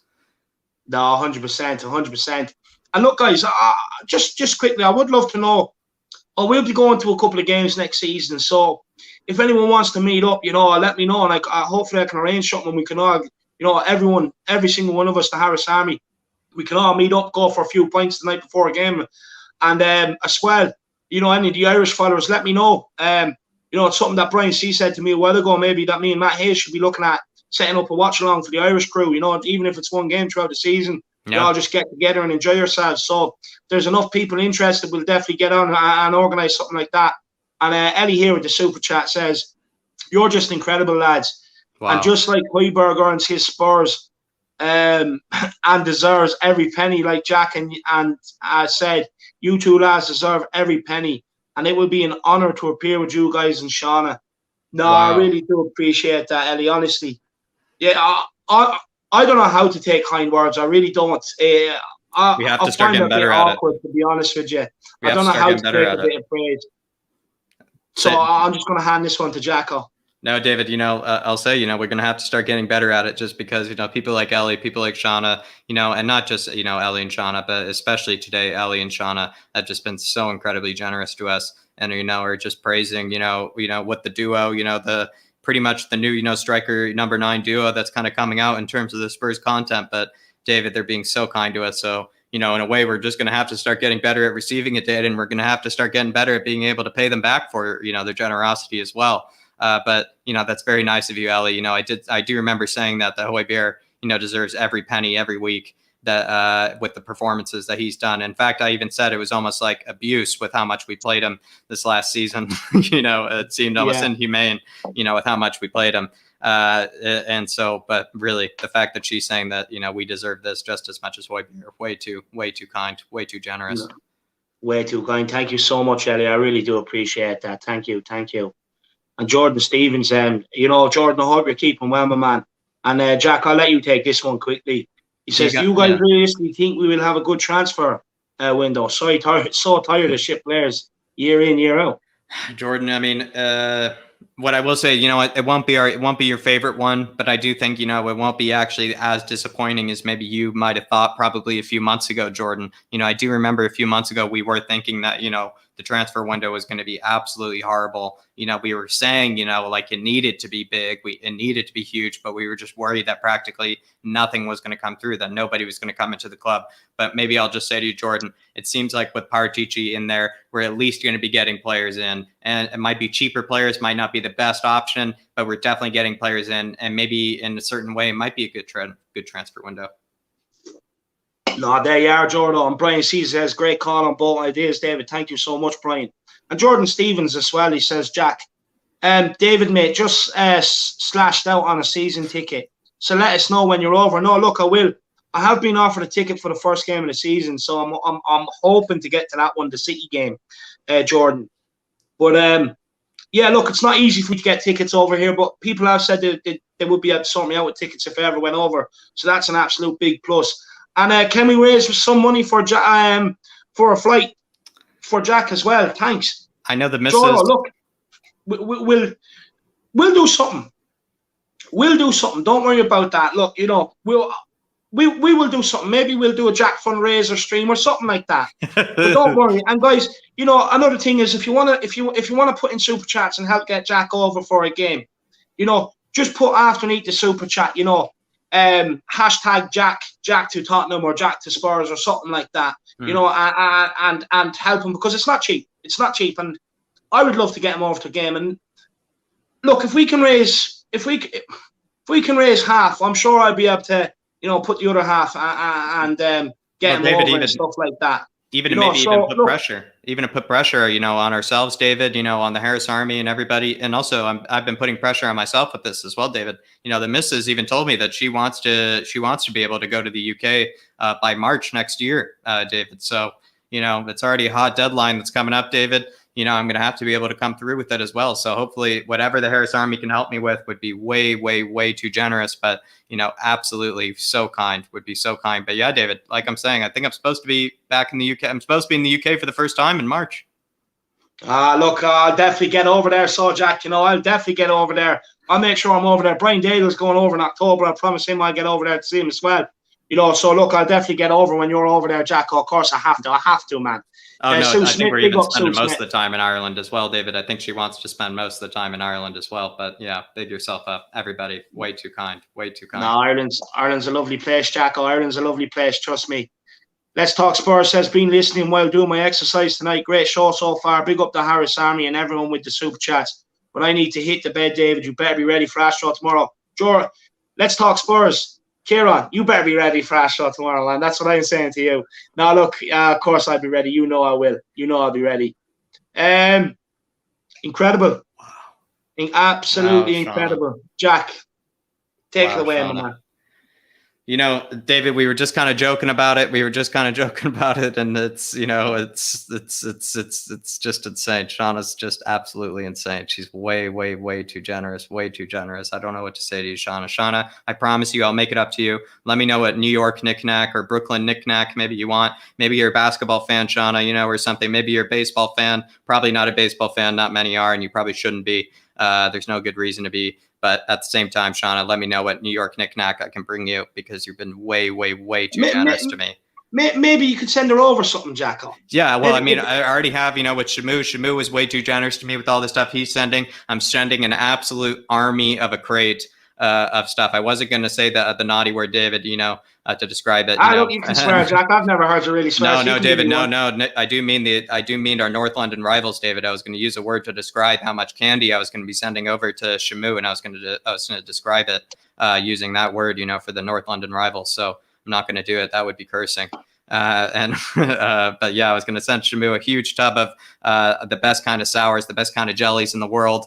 So everybody's been way too kind. But yeah, I'll make it up to anybody however they can, however they want it to. But yeah, with Shamu, I'm already sending him the candy on over to New Zealand. Yeah, no, look, Shauna, big yourself up, absolute legend. Really, really, Jack, that's amazing. And I'll be honest with you, there's another couple here. And, you're going to be blown away by how many people actually want you to get to Tottenham. But first of all, Shauna, thank you so much. Look, I'll make sure when we do get Jack over, because we will get Jack over, I'll make sure he buys you a drink or two. 100%. Absolutely. Big up, Shauna. Absolutely. So, Shauna, whatever you want. If you want even a pina colada from, Jack the Pina Colada Man himself, even the fan account, bless that fan account, Jack the Pina Colada, at whatever you want, Shauna, whatever you want, the finest, whatever you want, Shauna, believe me, whatever you want. Way too kind to me. And then Jordan Stevens here. Wow. It'll be a long road, but here's the start, Jack. Jordan, even with that is way too generous, Jordan. And Jordan, honestly, really so nice. Everyone is being way too nice, David. I don't even know what to say. I don't even know what to say. Jordan, I don't know what to say. As well as you, Jordan, maybe, Jordan, you can teach me how to pour Guinness, or maybe you could teach me, what type of draft, I need to pour for you, because that's what I'll do, Jordan. I'll pour you a personal draft myself. I'll probably mess up the first pour. And so the first, 2 or 3 might be on me just until I get it right. Look, Jordan, I'm an old barman. I'm going to be there too. So, I'll pull the Guinness for you. I'll pull the Guinness, Jack. I'll pull the Guinness. First 3 are on me, Jordan. First 3 are on me. I'll even put a little shamrock in the head for you. I'm talented barman. Big up, Jordan. Big up, Jordan. Really way too nice. Brian C. Wow, absolutely incredible. Says, here's towards a trip to the match next year, or an Irish outdoors watch along, lads, and get Jack over as well. Harris Army #Nuno. Nuno, new manager bounce. Wow, Brian C. Really. Brian C., this one is also just everyone is so incredibly positive today, David. Everyone is so incredibly generous. You guys are just blowing me out of the water. Really, I'm sorry, guys. I don't even know what to say, guys. You guys are way too generous to me. And with Brian C. here, he's saying, he's as well just, Brian C. Wow.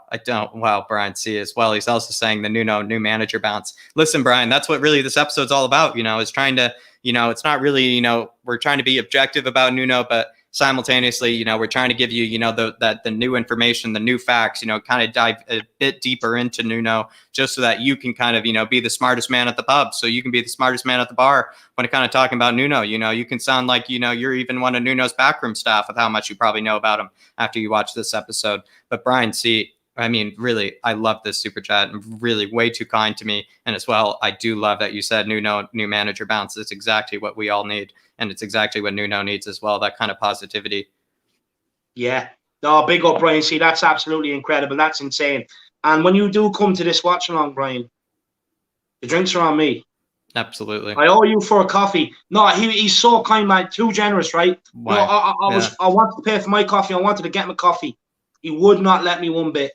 Not let me one bit, and that's a good person, David. And made me let him get the coffee. Way too kind, Brian. Wow. Absolute legend. Thank you so much. I really do appreciate that. Shauna, that's Jordan Stevens and Brian C. All trying to help Jack get over to a game. Absolutely incredible. It takes the breath away, David. It takes your breath away. It's so much generosity. I'm not actually kidding. It's almost kind of like you just don't even think that people could be this generous to you sometimes in your life. And it really is. It feels like that. So sorry, guys. You guys are just so incredibly nice. It's so incredibly nice. I never could imagine that someone could be this generous. I never would have known. Really. No, I didn't either, lad. It's too kind. I'm lost for words. I'm absolutely blown away and lost for words. I am. I really am. But look, we will get Jack to a game. We will get Jack to a game. Trust me. JC says, lads, here's a tenner. You deserve more, but it's all I can afford for now. JC, no matter whether it's a euro, it doesn't matter. everything I appreciate, my man. A tenner's a lot. So there's people out there, who come on Wednesday don't have enough for bread and milk. You know what I mean? They've nothing left. Yeah. So the fact that anyone that throws in anything supports Jay, absolute legend, my man. Absolute legend. And also with Jay, you're just way too kind, especially David and I. We know Jay. We know what it's like. We know, especially David. We know he knows what it's like. He knows that sometimes, especially certain weeks, you can't afford even a super chat. And we know that. Believe me, we know that. We try to get everyone's comments aboard. We try to, big up everyone. We try to say hello to everyone because we try to have everyone in the Harris Army feel included and everyone feel the same because everyone is so incredibly generous to us, so generous to us. But believe me, JC, believe me, you're way too generous. Even yourself, way too generous with this. And so JC, to be honest, when I get over JC as well, when we meet up with you, we're going to be buying you at least around JC, at least around whatever you want. Like I said, whatever you want, whatever pint it is, whatever it is from the shelf, whatever you want, JC, believe me, I'll make it back to you. Yeah, well, JC, that's some euros, my man. So you must be living in Ireland. I hope it's Ireland. So if you are, let me know if I can add you to the watch along list, my man. Big up, JC. Guys, you're actually going to bring tears to my eyes. Yeah. You're absolutely insane. Jack, we have a few more to get to here as well, and then I do want to crack on with a lot more of these questions. It's absolutely insane. Dermot Miles, you two are the best on YouTube by far. You are the Batman and Robin, the Peaky Blinders, the best on YouTube. Dermot, way too kind, my man. Way too kind. I really do appreciate it. Dermot, I hope you're doing well. I hope you stay trucking along, my man. Dermot, you're supposed to be in bed, Dermot. You're not supposed to be giving. Dermot, you're already way too generous every single episode, Dermot. You're supposed to be getting some. I almost said, David, you're supposed to be getting some winks, but I meant in an entirely different way. You're supposed to be getting some shut eye is what I meant, Dermot. You're supposed to be, resting up for the next day. And Dermot, you're way too kind. I thought you were supposed to be going to bed. I thought you were, going to be resting for the next day. And he wakes up, David, and he gives us this. Way too generous. So kind. Dermot, you're so kind. Actually, I thought you were supposed to be in bed, Dermot. I thought you were supposed to be in bed. No, he should be. He should be in bed resting. Big up, Dermot. Really do appreciate it, my man. Ellie. Aglea Kakaratis, aka Ellie. Let's start to get Jack over in March, man. Here's some cookie dough, Ben and Jerry's. Flight dough. She wants you to be flying in style, Jack. Some Ben and Jerry's cookie dough. And I'm just thinking, this you may send us a picture when you're on the plane eating your cookie dough. Exactly, David. I just had a dream that Ellie and Hojbjerg would be picking me up from Heathrow. And we would just be going down the lane. With Hojbjerg, and I in the back seat, Ellie and, you in the front seat picking me up. It would just be absolutely glorious. Ellie, way too kind. Again, I don't know how to say this. I don't know how to say anything different, everybody. And I really do mean it. You are way too kind, everybody. Way too kind. No, it's absolutely insane. It really is way too kind. And we still have to sort you out tickets, lad. Still have to try and sort you. If there's anyone that can sort that out a ticket when we do organise it, let us know so we can get him a ticket too. We don't want to just fly into the UK and not get him to a game. No, absolutely brilliant. Brian C says you deserve it, lads. No, Brian, you're way too kind, my man. You are way too kind, lad. Who else have we got here? Aaron Dove, he says, can't do more than a $5 for the Jack to the Lane Fund. Got to send cash to the daughter and out of work till next month. Just no fluffy drinks, Jack. Aaron, this is definitely the funniest one of them all. Aaron, this is definitely the funniest one of them all. Absolutely, Aaron. You're way so funny, Aaron. Aaron, you're so funny. Believe me, Aaron, this is going towards the flight, Aaron. And, if you gave me a super chat, believe me, Aaron, promise you, none of the super chats would ever go towards a fluffy drink. They go towards a nice Guinness. And then if the barman over here in the US, pours it wrong, I'll make them do it again. Just because they said that Aaron, you wouldn't approve of it. You wouldn't approve of it. So Aaron, way too kind again, way too kind. Everybody, way too kind, especially just, I don't know what to say to you guys. And believe me, at the end of the show, I'll absolutely, we'll take a moment just to thank you guys. But really, everybody is just so incredibly generous. I don't know what to say. No, everybody is. And big and Kieran as well. Wow. And then Kieran as well. Wow. Kieran, He says, let's get Jack to Spurs. And then after a nice trip to Ireland, so David and Jack can do a live show together, not just via StreamYard call. Need that dynamic duo to do a live show together. You know, Kieran, before I thank you for just being this generous, because Kieran, he's a working man, David. Yeah. You know, I know he's saving up as well. I know he's got plenty on his plate. I know he's got plenty of expenses as well. And he just gave me this, which is just, I don't know what to say. Kieran, I don't know what to say. But I promise, Kieran, I'll make it up to you somehow, in some way or another. I'll make it up to you. And as well, Kieran, what I might say is, you know, David and I, it's just insane with all the things that we have planned in the works, especially for you guys with some of these super chats. Believe me, we will make it up to you with what we have in the works, with what we have planned for next season, with what we have, you know, in the brains, with what we're working on right now. Believe me, we'll make it up all to you guys. But the content is going to improve so much. It's just going to get so much better from here. And believe me, we'll make it up to you guys. And with Kieran, you know, nothing better than a live show with David. That'd be absolutely insane. Probably need to rent a stadium, you know, at a certain point at that stage, you know, just for that. But yeah, Kieran, I don't know what to say, Kieran. I mean, I'll speak to you personally about it. But yeah, Kieran, I don't know what to say, David. It's insane. It's insane. Look, Kieran, I'll be honest with you. If you're against me, I'm going to let you score a couple of goals for that tomorrow, man. Yeah. You know, I will. But if we're on the same team, I'll lay a few up for you. But no, Kieran, you know, honestly, so generous, my man. So generous. Just like Brian C, Ellie, Jordan Stevens, you know, Dermot, Aaron, Shauna Blaney, you know, and we've more. It's absolutely insane, Jack. It's absolutely insane. Yeah. You know, fair play, everybody. And Kieran, do you know what? I was only saying to Jack last night, you know, it's mad that we're living in two different countries and we've come together, you know, the way we have, and we're doing everything through the stream. And it would be nice to meet him one day. And, you know, you guys, it's incredible. That's all I can say. You're making dreams come true. Yeah. Absolutely incredible. This is the Harris Army for you. It's what it does. It's what it does, absolutely. And Kieran, I can't wait to do a live stream, you know, with Jack live, but also means you're going to have to do it as well, my man. Kieran, you know, we'll have to get you to do one with him too. Jack's missus won't be too happy, you know, because all he's going to be doing is live, you know, live streams while he's over in Ireland, so his missus won't be too happy. So I even told her, it is what it is, Kieran. I even told her, David, I said, you know, even the other day, I told her, you know, if it wasn't for her, you know, I'd already be in the UK, I'd already be in Berlin, I'd already be, you know, in Ireland, whatever it may be. I'd absolutely be on the continent, and I'd be on a different continent than the one I am on now. But, you know, I tell the missus that sometimes, you know, just so that she knows, you know, that, you know, you know, it's all insane. People are going to get me over there. I never thought I'd be able to get over. Never thought I'd be able to. But people are already making me have to start planning it, David. They're already making me plan quickly now. People are making me plan very quickly for it, and I absolutely way too kind, way too generous. And then Ellie here is saying, Jack, just incredible. Keep dreaming, because you're on your way to see the famous Spurs play, and we can't wait to meet you, man. Yeah.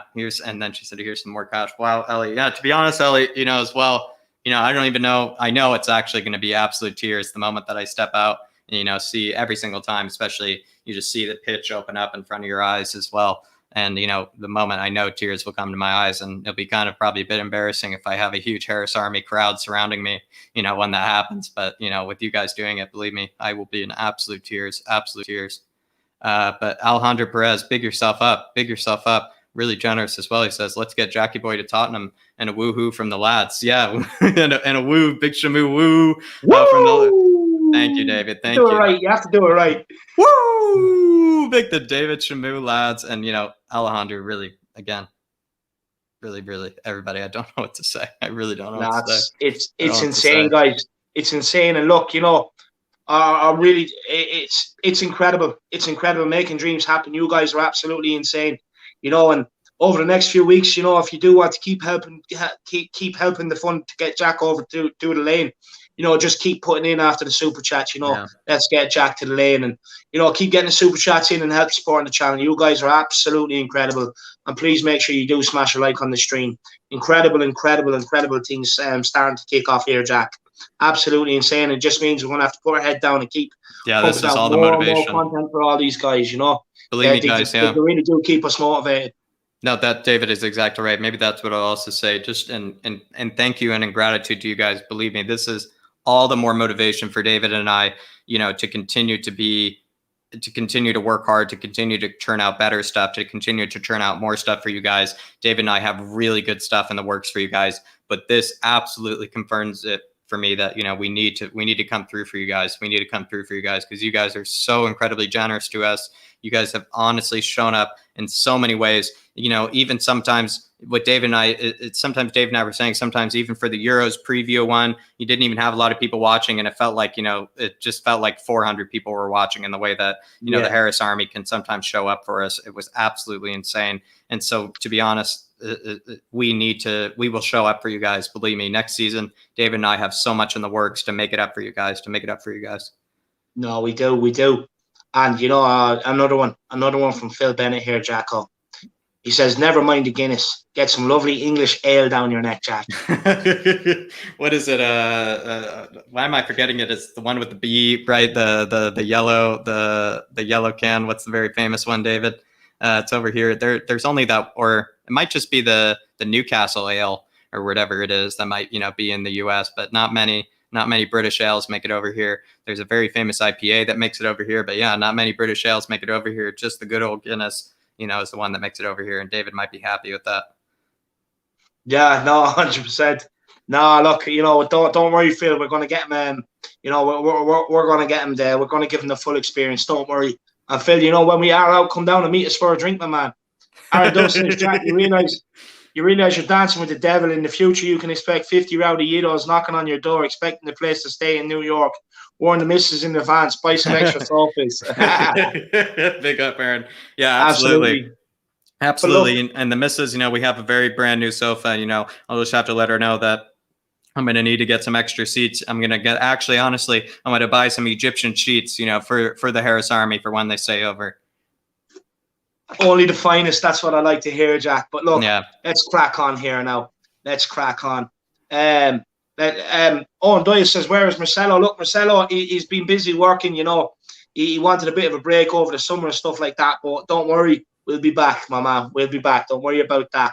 But look, we're gonna crack on here now with more and more of these questions for the Great Harris Army, Jack. Look, they say Nuno loves to give a chance, give youth a chance. He gave 14 players under the age of 22 senior debuts at Wolves. Now, what I want to know is that true? As in, like, they played, proper games and that he believed in them? Yeah. Or was his hand forced because of injuries and he had a small squad at Wolves and he had to do it? And were some of them Carabao Cup and FA Cup games that didn't really matter? David, it's in every way. Is he the youth? He's the youth manager, David. And the 14 youth player debuts is true in every way, David. He's the youth player manager at Wolves. I believe in his 2018 and 2019 season, David, his average starting squad was the youngest in the Premier League. He gave the most debuts to players in the Premier League that season. And then the following season as well, he gave the most Premier League debuts to players. And then also, I believe the following season, David, he again had one of the youngest squads on average and had one of the youngest starting 11s on average. He absolutely believes in the youth. And here's what I even have plenty of quotes on it as well, David, from people that have worked alongside him. And they said that he handed out, David, senior debuts like they were going out of fashion, basically. And he said, and in the sense that he gave so many, David, that, some of the players, were even practically waiting for the text, every morning, to find out if they were going to be, training with the first team. There's even like a ritual that Nuno even had at the Wolves team where like most of the youth players, David, they arrive a bit earlier, right, than the senior players. And, they go to the gym, before the senior players do. They work out, and while they're waiting there, they wait there for a text or from somebody from the coach to let them know they're playing with the big boys that day. And believe me, apparently it happens almost every day where somebody gets called up to play with them. And most of those players they're always ready, or they at least have to be ready, because it's not one of those things where it only happens every once in a while. It's practically every day that one of the youth players is called up to play and train with the first team. And that, I think, is just indicative of just how incredibly, how much he involves the youth, how much he believes in the youth.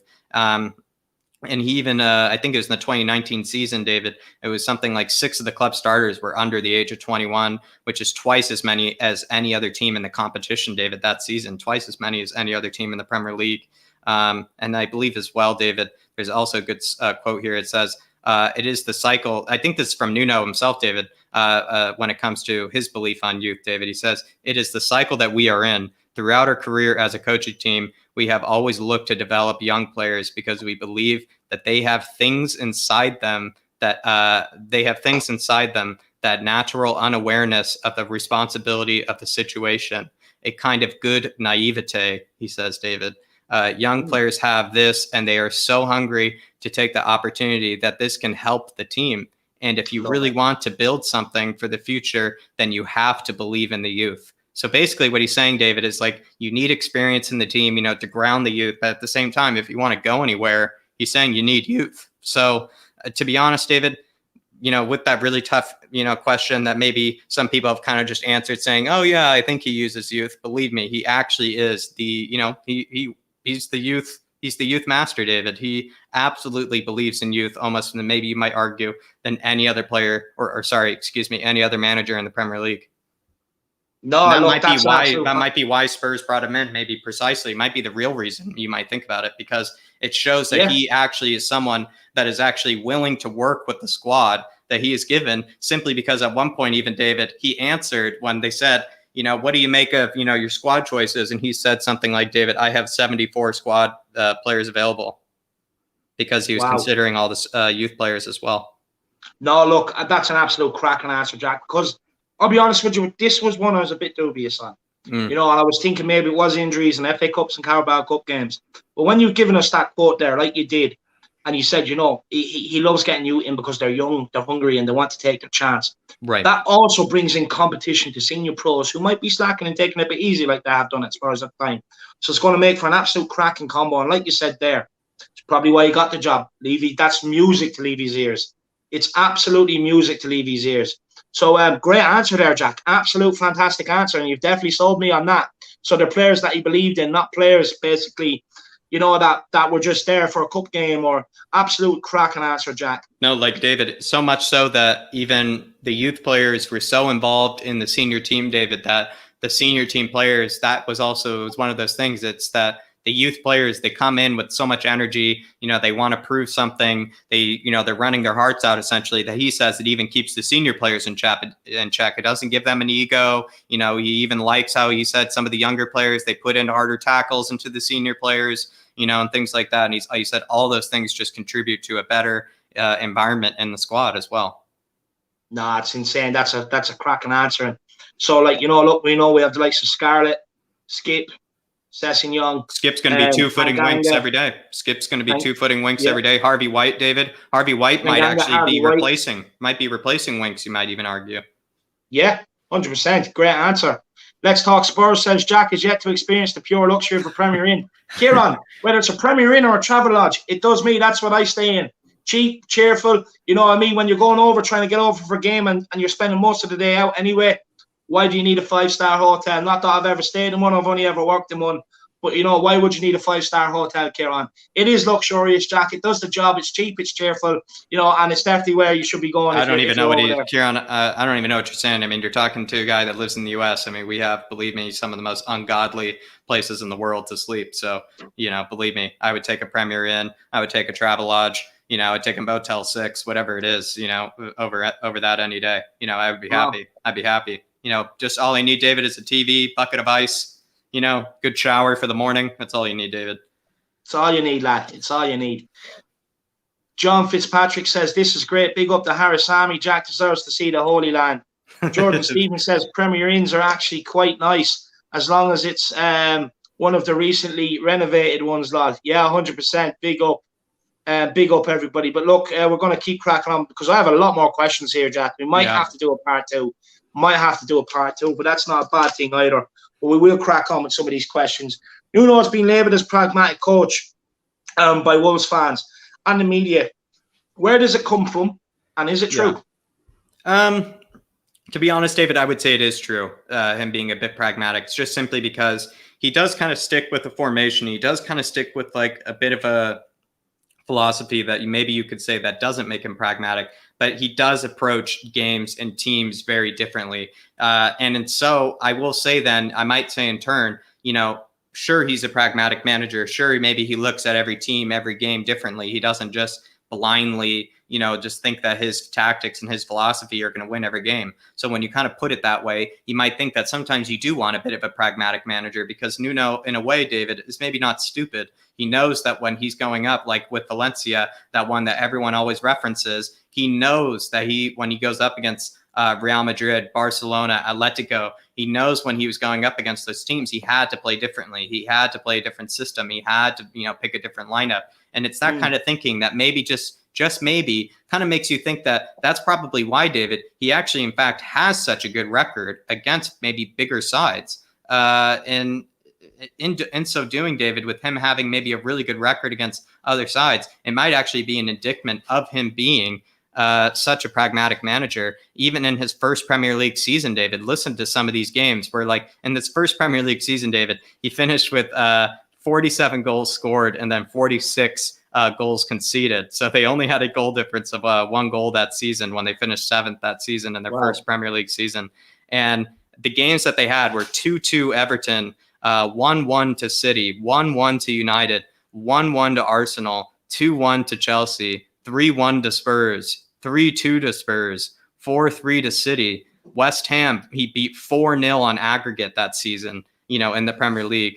3-1 to Everton again, 1-1 to Chelsea again, 2-1 to United, 3-1 to Arsenal. He has such a good record against Arsenal. It's actually incredible. And then he also had a fantastic semifinal run in the FA Cup as well, where he lost to Watford, and probably should have made the FA Cup final. You kind of think about it, David, the man is actually just takes every game differently. And maybe when you look at it that way, he takes a lot of scalps. And so what I'm actually excited about Nuno is, sure, he's pragmatic. Sure, he thinks about it, a bit too safe. But with that as well, that means that we actually will do really well against some of these big sides that are just better than us. Yeah. No, look, another cracking answer. So it's more a case of playing with what hand he's dealt with, basically.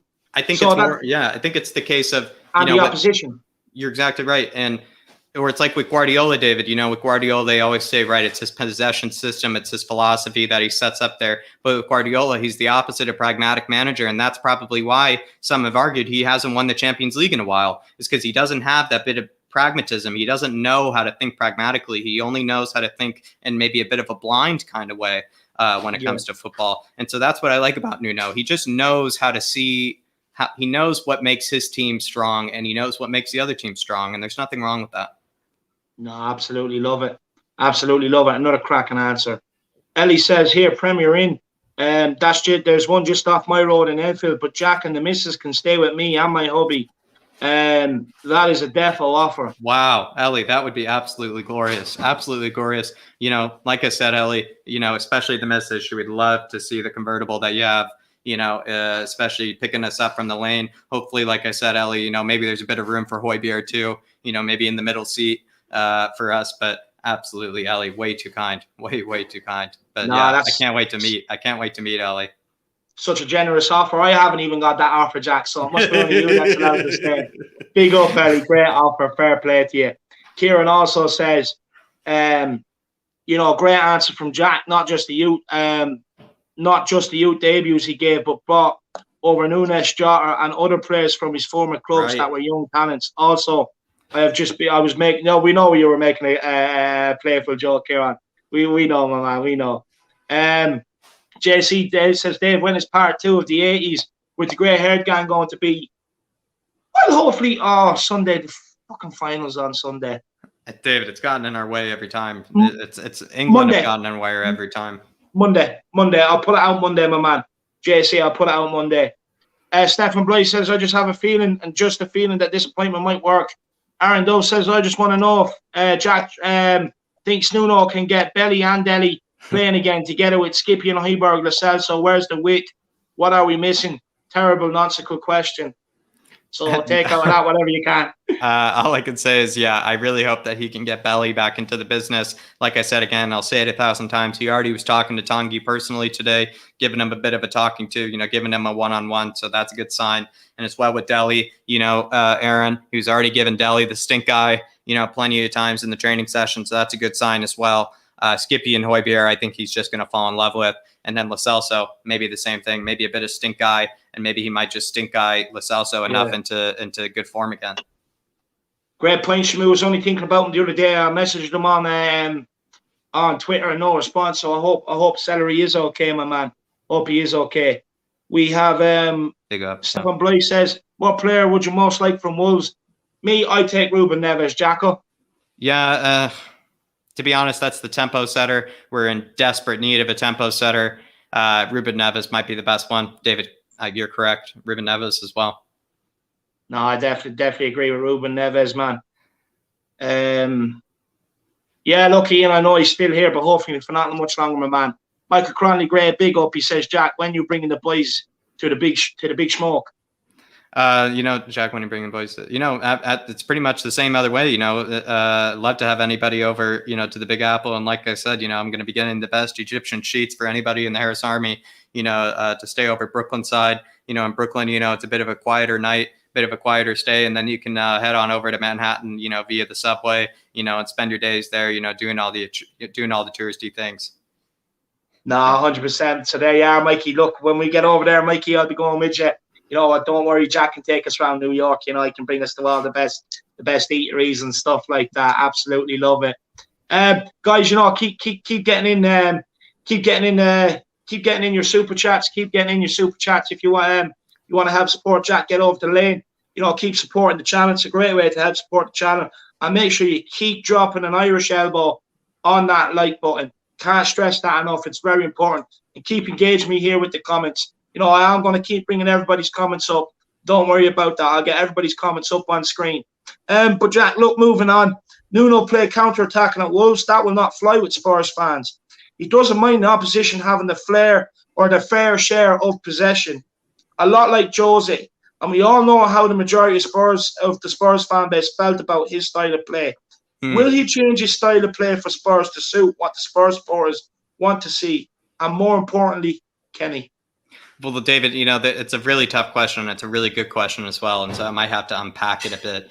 What I might say first is that, right, at Wolves, he's been known to be very counterattacking. He's been known to be able to sit back and then break with the likes of his fullbacks and also with his wingers as well. But actually, David, in the likes of Valencia and Porto as well, he was very comfortable. He had to be one of those teams that actually did dominate possession. He had to be one of those teams that actually did dictate the game, that did, have to take it to the other team and expose themselves. So maybe that's what I'll just say quickly. With the likes of Valencia, the majority of the games that I looked through, the majority of the games, with any of the results, it looked like he had the majority possession for the majority of those games, except for obviously the games against Atletico, Real, whatever it may have been. That's when he played a bit pragmatically. But in plenty of the games where he was, let's say, going against the likes of Betis, Malaga, Villarreal, whatever it may have been, he played like the bigger team. He played like he was the team that needed to take the game to them. So I think he's comfortable with it. It's just when he came into the Premier League, David, he seemed to want to play very, very, very safely and very pragmatically in order to ensure success for Wolves. So I just have confidence in him that he will be able to actually transition Spurs to being actually a bit more of a dominating kind of side and won't be as counterattacking as maybe some might think he will be. Love it. Absolutely love it. Great answer. Great answer. Shamu's on the button. He says, David, did you just say Ric Flair? Woo! He's on the button. He's a quick fucker, this guy. He's absolutely quick on the button. Big up, Shamu. Dermot Miles says, don't care how we play as long as we win. I'm going to sleep now. Great way to sign out, Dermot. Absolutely love it. Go to sleep in your Spurs bed sheets. I was going to say, your Spurs bed sheets with your Spurs kit on, man. Sometimes I do it, especially when I'm down. It makes me feel happy. Hopefully David, also, if you ever come to LA, you guys can stay with me. Big up, my man. Big up. Big up, David. Sorry, Jack. What were you going to say, my man? I was just going to say to Dermot as well. Hopefully, at some point, David and I, we have plenty of stuff, coming out in the works. I would love to come up with some type of Nuno thing, for people to have, wear to their chest, maybe even a Nuno pillowcase, fall asleep to Nuno's beautiful beard, every night. something like that, I think would be just brilliant. So Dermot, just go to sleep. Think about the wins. Just think about that beautiful Nuno beard. And as well, Dermot, what I love about Nuno is he just resembles what everybody would want as like a friend, because with Nuno, he does that thing we've always noticed where when his team scores, he goes to celebrate with his backroom staff. He goes to celebrate with his bench. He goes immediately to look at them. He doesn't look to celebrate, to make it, the camera's on him, to celebrate by himself. He goes immediately and has a huge team embrace with his backroom staff. And I think that's just a huge example of the type of guy he is. And I know, Dermot, you would absolutely approve of that. Love it. Love it. Brian C says, great question. I think he can modify and adapt his approach to win 100%. That's what Jacko was saying, Brian C. Absolutely. And that's why we have the great Jack involved in the channel here. He's an absolute legend. Michael Cronley Gray, that was an RKO out of nowhere, Shamu. We have a Wolves fan in the building, and he says, you don't know how lucky you are to have Nuno running your team. He is a very loyal person and will do wonders for your club. Thank you so much, Andy. Appreciate that. Absolutely, Andy. John Blaney says, have to go, but hope to see you over here soon, Jack. Big up, lad. Shauna Blaney, absolute legend. Thank you so much. Everybody, please get over and check out Shauna's YouTube. Let's help her follow her dream. Let's help her chase her dream and get over there and smash that like on the channel. Drop a people's elbow. Fuck that subscribe button up. Let's help her on her way. The Harris Army, we create dreams and we do wonderful things. And it's another one that we need to do. We need to get over to Shauna Blaney. And we need to help her on her way. Isn't that right, Jacko? Absolutely. We need to help her on her way. And with Shauna Blaney, everybody, she has a few channels there, but please just search her name. Like it says right there, just search her name, subscribe to those channels. Please, please, please drop the people's elbow, drop the Irish elbow on it. Drop the Irish elbow, kind of like when you saw that Harry Winks, photo of him, staring at himself, staring at his hair in the mirror, just like what Shamu was saying, drop the Irish 619 people's elbow right on the back of him while he's not looking and pretend that's the like button there. And absolutely. And with Shauna, she's been so incredibly generous to us, and Shauna, I hope, everybody wish her a good night. Everybody give her that subscribe button. Everybody give her that like button. But please, please, please, everyone, just wish her a good night. She's been way too generous to us tonight. She needs, she needs a good Ben and Jerry's. She needs something to go home, go to sleep to, David. She's going off to watch a bit of Love Island. She hasn't recorded, so I'm sure she does. She's going off to watch a bit of Love Island. But Shauna, big yourself up. Thank you so much for your generosity. And like I said, enjoy the final. Enjoy the final. Go out and have a good night. Thank you so much. And God bless, and have a good evening tonight. And everybody, please do get over and help smash that subscribe button. Let's help her follow her dream. That's Shauna Blaney, guys. The name is here. Type it in. The channels are there. And make sure you smash that subscribe button. Everybody else, keep smashing a like on this stream. And keep getting your super chats in. Keep supporting the channel. It's a great way to support the channel. And also, don't be afraid to help the cause of getting Jack to White Hart Lane too, guys. Or sorry, not the Tottenham Stadium now. It's the new one. Daniel Levy took up on himself. So let's get Jack to the spaceship in the middle in the heart. To Levy Land. Yeah, that's it. Well, not Levy Land. That's too far, Jack. Just the match will do. Just the match will do, lad. No, but look, we'll crack on. Jacko, what formations can we expect to see from him during his tenure? Yeah, David, maybe it kind of connects to what your last question was with with Nuno, can he be a bit more possession based? Can he be a bit more aggressive, take the game to the other team? With Nuno, David, I do think he will be very tactically flexible. I actually might venture to say, David, he might actually stick with maybe a bit of a conventional 4-2-3-1 kind of shape, against, you might say some of the weaker teams in the Premier League. I could see him, David, using the 4-2-3-1, using a 4-3-3, maybe a 4-4-2, just some sort of four in the back formation. And then, David, I think against the stronger teams, against the better teams, I see him using kind of a back five, back three formation. And then using the likes of Doherty, the likes of Region, or maybe even Sessegnon on the wing backs as a way to be able to push forward. So maybe your answer to that is, yeah, against the stronger teams, 3 in the back, 5 in the back, and then against more of the teams that we think that we should be able to push over, I see him using a 4 in the back, 4 in the back kind of formation, 4-2-3-1 to be able to take the game to them. No, 100%, 100%. Great answer there, Jacko. JC says the new away kit is sick. Yeah. Michael Cronley Gray is telling everybody Shamu, David's move is the 5-star frog splash. You tell him. You tell him, Mikey. You tell him that. Off the top ropes, off the top of the cage, wherever you want it, you're getting it. Jacko, when we lose possession, can we expect us to press high and win it back, or sit deep and block up the gaps and keep it tight? David, this is a tough one. His sides at Porto and Valencia, David, were definitely plenty more pressing, plenty more, aggressive without the ball, trying to win the ball back, trying to be the aggressor, trying to be the team that's, taking the game to them, like I said. But at Wolves, he was doing almost the opposite. He was doing almost the opposite. So it is really hard to say, David. At Wolves, he definitely was not playing the way that he did at the likes of Valencia or at Porto. So if he were to adopt and maybe take what he was doing at Valencia and Porto, David, absolutely. You could see a bit more pressing football, definitely more pressing football than you saw at Wolves for sure. And I maybe will just stand by that. We will see more pressing football, a bit more aggressive football in terms of us playing without the ball than he did at Wolves. But I don't think it's going to be anything close, obviously, to the likes of Guardiola or Klopp or anything like that. So maybe, there is going to be more pressing than what we probably saw at Wolves, though. That's how I'll say it. No, yeah, another great answer. Have to be honest. Yeah, I have to be honest. It's not going to be the Klopp gegenpress, but it definitely is going to be maybe something similar to what he had at Valencia and Porto, which definitely was aggressive. Yeah, no, absolutely love it. And Mikey says your move is the jackhammer, lad. No, absolutely. I'd love to have the jackhammer smash. And, I keep thinking about this as well. Like I said, with Hojbjerg, we keep giving, the praise to Hojbjerg, but believe me, the way we talk about Thor's hammer, we're going to be talking the same about Hojbjerg's shoulder, believe me, for years to come. Love it. Absolutely love it. And Marcelo's in the building. Big up, Marcelo. You get so much love in this channel, man. They're all asking when you're going to be back. So just let us know when you want to come back, lad. And we're going to have you any day you want, my man. So just let me know, lad. Sorry I couldn't do this week, man. Couldn't fit it in. Just a busy week, Marcelo. Joined the gym, back playing football and everything else. Just a busy week. But if we can sit down and do something next week, Marcelo, just let me know. That'd be absolutely cracking, my man. It'd be cracking. Jack, next question. Does Nuno have a plan B? Can he switch that he can switch to in games to get us into the game if his original plan is not working? Or is he stubborn and will persist with what he's set up with during the week?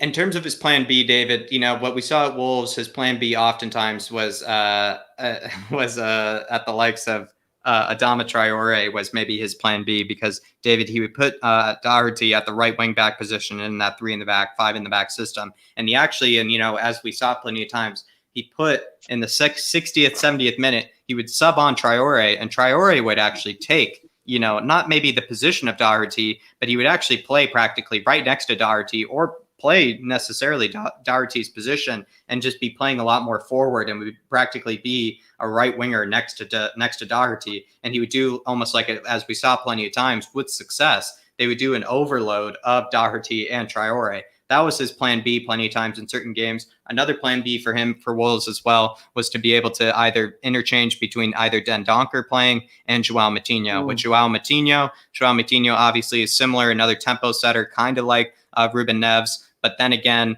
with João Moutinho, not as, defensively prowess, also a bit older. So he was kind of someone that was going to be, a bit more in the possession-based system, someone that was going to be able to, play through the lines, play a bit more possession-based. Whereas Dendoncker is kind of, more of just, a destroyer kind of midfielder, but that can also actually kind of like an Thomas Souček kind of way. That's how we kind of used Dendoncker as a plan B. He kind of used him as sometimes like a Souček, where he would just have him kind of get into the box for crosses and, see if he can get a header, to win the game or, equalize. And then maybe the last thing I'll say in terms of Wolves for plan Bs is that he did find different ways to incorporate, different kind of winger combinations. Certain games, Daniel Podence wouldn't start. Certain games, Pedro Neto didn't start. It's just, it's that kind of thing. And he would maybe put them on later so that would be the plan B for later. And I do think that might be a clever system. And then maybe the last thing for Valencia in terms of his plan B, I mean, the most famous one that everyone seems to know about is that one against Real Madrid, where he knew that coming off of this big break, I think it was some big international break, some big holiday break, he knew that the squad was not going to be able to handle Real Madrid going 4-3-3 versus 4-3-3. He made that 3 in the back, 5 in the back formation. He debuted that formation, David, against the likes of Real Madrid. As a as a plan B. So that might be his best ever plan B, you might argue. But yeah, at the likes of Valencia, maybe his plan B was certain substitutions he made, just certain squad, decisions. Pablo Piatti, he would kind of interchange as like a left back and a left winger. But yeah, David, he might not be as plan B oriented as other managers, but in terms of his plan Bs, they usually had to do with just certain player substitutions. He seems to really think about his substitutions well. No, absolutely love it. Absolutely love it. Jack, look, I have another page of questions here. Do you want to keep going, or do you want us to do a round two? Everybody else in the chat, maybe they should let us know. I'm willing to go, David. I'm kind of willing to bang through it, David. These questions are so good. They're thrilling me up. It was honestly brilliant to become a Nuno sexual today. So yeah, let us know. Yeah, let's keep plowing on. Let's keep plowing on. Has Nuno worked with a director of football before? And or is he a man that kind of gets to come in and picks his own players? No, not really, David, to be honest. In terms, he definitely had a fair few players every single season that he came into a club. He had a fair few players come in that do seem to be very talented players. In the likes of even Porto, he brought in some pretty talented players. Even at Valencia, he brought in plenty of players like the likes of Joao Cancelo, the likes of Rodrigo, who's now obviously at Leeds. He was able to bring in Andre Gomes. He played plenty of times as well, who they brought in. So when you really do think about it, he was able to bring in clever players, but it's hard to say whether those are really his signings, because at Valencia, they have and always will have a director of football, a chairman of football there. And Valencia even have in the past have had excellent youth players, have had always a decent youth system there, and actually decent recruitment system even. And so, there's a director of football there. And then at the likes of Porto, there's always a director of football, especially since they also, again, have a pretty decent youth system as well there. And also with Valencia and Porto, both of those teams, I'm almost positive he did not have a lot of a say over some of the signings there, because, again, he wasn't really much of a proven manager, because with Valencia, David, remember, it went Rio Ave, Valencia, Porto, right? So his jump that he made from Rio Ave to Valencia was a huge jump. And so he didn't really get a lot of backing at Valencia. They were kind of just seeing what he could do, with that huge step that he was given. So what I might say is it was only until Wolves that maybe he was kind of given all the royalties of all the decisions to make in terms of players. Interesting. Look, Jacko, does he have the experience of managing big stars? This one is tough, David. I don't know if he really does. Maybe you could look at it. I'll just take you a bit through maybe some of the players that he's worked with in the past, David. But these are kind of players that, right, he maybe made, you could say, like they weren't necessarily big players when he was working with them, So I will say to you maybe quickly, I don't think he has as much experience with that.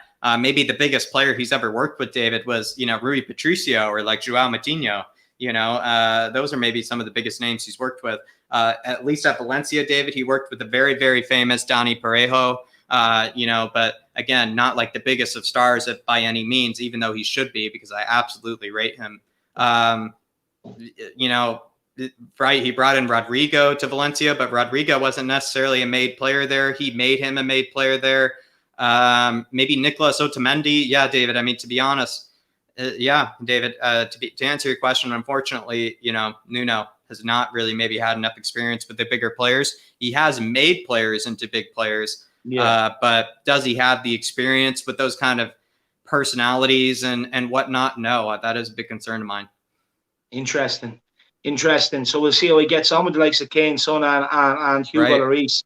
Look, it's not the answer I wanted to hear, especially with Kane. Not the one I want to give. Yeah, but it's an honest answer, and thank you for being honest, Jack. How does he deal with players that need their ego stroked? Yeah, David, this is the one that I'm kind of fascinated with, and I think he handles it really well. I think he doesn't actually, and, you'll touch on it later with Jose, but I don't even think, some of the Jose comparisons are as fair, because with him, he takes much more of a personal approach, almost more of like, a psychological approach than maybe people even give him credit for. And when people are kind of even raving, David, about, Graham Potter, Harry Potter, being the psycho genius, guru or whatever he was, believe me, I think Nuno is. With Nuno, he speaks about how even with player punishments, he likes to actually, teach the player a lesson, David, by, when they show up late to training, he asks them in front of all the players, why they showed up late. Why did they need to, show up late in order to make everyone else wait? He does that where players who show up late to training, David, he makes the whole team wait for that player to show up, makes the whole team wait for that player to put on his shin pads, makes the whole team wait for that player to lace up his boots, to put on the scarf, whatever it may be. He literally waits until he gets to the circle, and then they start the training session. So it's just moments like that actually, he doesn't, and as well, David, he just knows the players have egos. He recognizes that the players have egos, and he finds ways to actually understand where these egos come from. He actually also tries to give them lessons as well, where even some of the youth players that he gave debuts to said that before they even gave them the debut, he was speaking to them all week, telling them, what a professional does before his debut, what a professional does, after his debut, what type of training they need to do and up to the game. And then, one of the players that he gave a debut to, the guy said, I used to be kind of a goof, I used to mess around, all the time after training. And he kind of told me that, what my path would look like if that were to happen, after I get out of the youth academy. And, he said, and it motivated him. And then Nuno, once he started working, Nuno gave him, the opportunity as well to reward him. Nuno just seems to be very, very hands-on, David. So what I can tell you is he's so hands-on that I think he'll have a hand in practically every single player's motivation. And if the player is not motivated, if the player is not being selected, you can only say one thing: it's the player, it's not Nuno, because he takes such a hands-on approach, David. And it's not such a hands-on approach that's mean or in any way whatsoever. It's so hands-on that he's almost, in a way, you're kind of thinking he's giving them too much time. He's giving them too much, attention. So he seems to have time for everybody. Absolutely love that. Harvey THFC says, would you take Pjanic, lads? Keep up the great work. I'd definitely take him, Jack. I think I'd definitely take him for maybe a season. I'd take him for a season. I think that'd be a good loan spell. As well, like it wouldn't be the best tempo setter to fill alongside Hojbjerg, but I think it would be a good one. And as well, he could also fill a bit of that Eriksson role as well. He's not necessarily like Eriksson in that he's a number 10. He's more of a number 8. But he's almost kind of like what Jorginho is, kind of, I would say, kind of Pjanic. But I think that could actually fill in maybe quite well next to Hojbjerg in certain games. Love it, love it. And Bob Spur says, big up, gorgeous lads. Big yourself up, Bob Spur. I hope you're keeping well, my man. Hope you're keeping well, lads. Bob Spur on the big push. And we have Bob Spur's buddy, Spandan Samaran, in the building. Big up, Spandan. He says, so Nuno is psychological genius, but how many winners has Nuno worked with versus Jose? And what those winners tell about Jose? No, look, we're not bashing Jose here. Look, Spandan, you know my thoughts on him. I always wanted to back him. I backed him to the very, very hilt, my man. I get it. Why you bashing Jack has answered that. I've already asked him, does he have experience of managing big stars before? Jack's being honest. He says, no, he doesn't. And look, I get what you're saying, but Jose's gone now. We have to move on. We have to move on, Spandan. But no, I appreciate the soup chat. And I get it. Look, with Jose Mourinho, look, I don't think he's done. I don't think he's outdated like people say. I think he'll do a fantastic job in Roma, man. I really do. And look, this isn't Nuno versus Jose. Jose's gone. Nuno's the new man. And we're speaking about him. But big up, Spandan Samaran. Really do appreciate that, man. What I also will say as well, Spandan, what I will say to you, don't be too harsh on Nuno, because that's one of Jose's friends. That's one of Jose's buddies. They're quite close with each other. Even Nuno obviously played for Jose as well. They look up to each other. They talk to each other on the phone. So, don't speak ill of Nuno, because Jose might hear about it. That's all I'll say.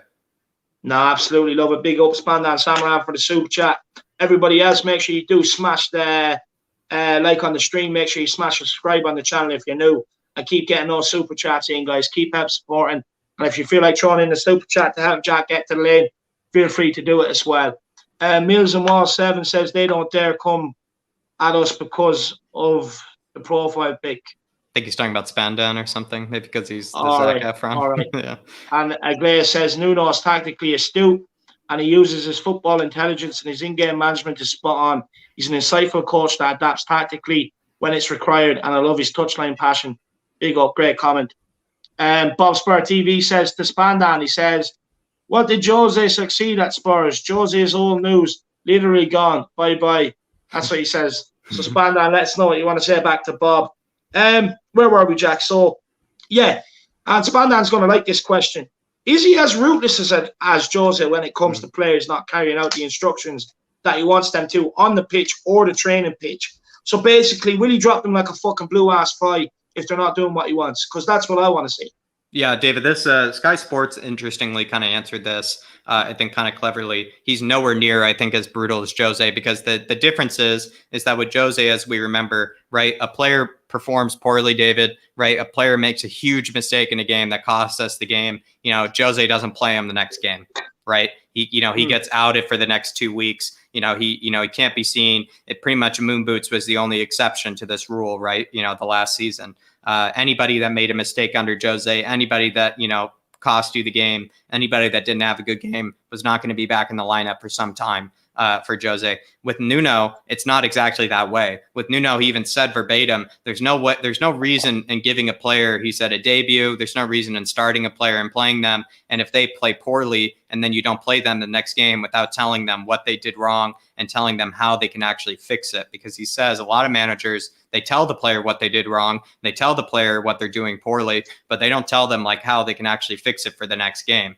And he says is that if you actually go through the player about what they did wrong and how they can fix it the next game, and then usually this is why Nuno actually will give that player a consecutive start. He'll give that player another chance, right, to prove himself, especially if he feels like the player did learn in training, from the mistakes, and then the player will be able to learn and then grow. He says, if you punish players for making mistakes in games, he says the players will only stop their growth. The players will never progress. The players will never be able to become better players if they don't make mistakes. So he seems to be one of those coaches that really accepts that mistakes are actually, an opportunity for growth, David. No, absolutely love it. Absolutely love it, my man. Next question is, Nuno has been a nearly man at his other clubs, whether it's challenging for the league or whether it's, big cup ties with Wolves, Rio Ave. He has failed to get over the line. Does the pressure of the big occasion get to Nuno? This one is really hard, David. I might say it does, but it's also strange, David, because he has such a fantastic record though against big teams though as well. So it's really hard to know, right? Like whether he actually, it's really hard to know, David. It's really hard to know like whether he actually does kind of maybe choke in these big scenarios, because like you said at Rio Ave, he made it to 2 different domestic league finals against Benfica and lost the first one. And you would think maybe in the second one, he might learn something, maybe he probably did try to learn something and try something different, but, maybe Benfica was just too strong for them. But then again, you might be right. And also with Wolves, he made it to a semifinal in the FA Cup and lost it to Watford, who, to be honest, David, like at that time, Watford were on the way down, Wolves were on the way up. There no way, shape, or form should have Wolves, maybe lost that game. They did everything right. I think they beat Chelsea and some other club that was a decent club at the time in order to get to that semifinal, and then they blew it up against a team that they really shouldn't have. So maybe that's a bad sign as well. And then as well, I think their run in the Europa League, they did lose out to Sevilla, who did actually win, the Europa League. He went very, very defensive that game. They only came out with some possession. I was just going to say, David, as well, but they didn't hold their heads high in the way that they played against Sevilla. Right. But maybe what you might say is just Sevilla were the ones to win the tournament that year. They did beat Inter Milan in the final. Sevilla, are also the best Europa League, team in the business. They win it like they win it better than anybody. It's almost like M&Ms for them, the way that they're able to pick up those trophies. But David, I mean, to be honest, I do think he is a bit Spursy when it comes to the big games, when it comes to maybe a cup tie. Maybe when it comes to cup ties, he's a bit of a Spursy manager. But if you're talking about, just Premier League Saturday, 5 weeks into the season, David, we pick up Man United 5 weeks into the season. It's November, we need a win. We need a result. He's your man. Brilliant. Absolutely love it. And just quickly, Jacko, Marcelo wants to know, is Nuno the type of coach to get the best out of Delhi? Listen, Marcelo, as you maybe saw, and I'll reference it again. Good to see you, though, too, Marcelo. And like I said, from that tweet, it seems like he might be getting the best out of Delhi already, Marcelo. He's already given, the David Harris Delhi stink eye, in training. He's already, kind of watching them walk back to the line and seems to not be satisfied. So to be honest, I think he might actually get the best out of Delhi, especially because I do think with Nuno, he seems to be David, he's just one of those guys that just he's able to see past maybe the lies, probably able to see past, players, that are a bit fake, players that are trying to convince the manager something when, trying to convince the manager one thing when it's really another. The Winksies of the world, the Delhis of the world. I honestly think Nuno is one of those guys that sees right past it, David, and so if Delhi proves himself, if Delhi is starting, in whatever game against Man City, to be honest, I think it probably means that Delhi is probably proving himself in training, because I don't think Nuno just gives out handouts. No, absolutely love it. Absolutely love that answer. And we did have a comment here from Aidan Doherty. He says, "Hi, David. I'm new here. Channel is looking amazing so far, and the stream has a good atmosphere. Really appreciate it, Aidan. Look, make sure you smash the subscribe on the button. Smash that subscribe button, my man. You're not going to regret it. Trust me. I like to think I put out some great content week in, week out. And I have a lot more planned for this season. So, man, you don't want to miss out. Thank you so much. I really appreciate the kind words as well. Who else have we got here? We have 92 Flamethrower. It's concerning that he wasn't able to win a single trophy with Porto, considering it's mainly a two-team league. Terry Wright says, "I'm looking forward to seeing what." It's a 3 or 4 team league, I would say. Especially he finished 6 points behind Porto, and like I said, only 1 goal fewer scored and only 1 more goal conceded than Porto. So you really think about it, just went down to 2 games, so that made up the 6 points. And then he also finished 6 points above Sporting. So yeah, I think the Portuguese league is a 3 or 4 team league, I'll say. Love it. Terry Wright says, "I'm looking forward to seeing what Nuno could do with Ndombele and Stevie B. I look for both to have big seasons. Look, they both need to have big seasons, to be honest with you, my man. So they do. Alexander, big yourself up in the chat. Or we keep them well. Everybody, and make sure you keep smashing that like button on the stream, guys. Make sure you keep smashing that like button. Jack, we've 4 questions left, so we're going to plow through these. Nuno doesn't tend to last at clubs, for more than 2 seasons. Bar Wolves, that was 3. But why is that? Has it been a case that, he got poached from Rio Ave to Valencia? We know we walked away from Valencia, then went to Porto and then on to Wolves. But why is that his history? Why is it only kind of like 2 years at most clubs? Yeah, I think it's a bit of the Bielsa thing, David, where I think he gets a bit too caught up in, focusing on his own success at the club, and then he'll be willing to, get rid of his own financial security or stability in order to make sure that he focuses on winning. But maybe I'll just go through it chronologically, David. With Rio Ave, he left and performed really well, obviously, there. But I think he just saw that there were lots of really good offers coming in. And he went from Rio Ave to Valencia, which is an unbelievable jump. It's going from practically, a very mid-table, and in fact, at the time that he was joining Rio Ave, a lower mid-table Portuguese side, to basically one of Spain's, big founding father teams, Valencia. That's one of also the hottest fan bases as well, and one of the most passionate fan bases as well. So he just absolutely huge steps. So I do think he just took it up, David, in terms of that. And then what happened at Valencia is that he felt like he resigned in November after following a fantastic season, right, where he finished 4th for Valencia and got them into the Champions League, and had also some significantly incredible results against the best teams in La Liga that season. He had a fantastic record against the best teams in La Liga that season. But he resigned into November because he had a bit of a rocky start. And supposedly, David, it was kind of just one of those Bielsa things. I'm not kidding. He just told the board, he doesn't want to work at the club anymore. He didn't feel like he was actually achieving what they expected of him.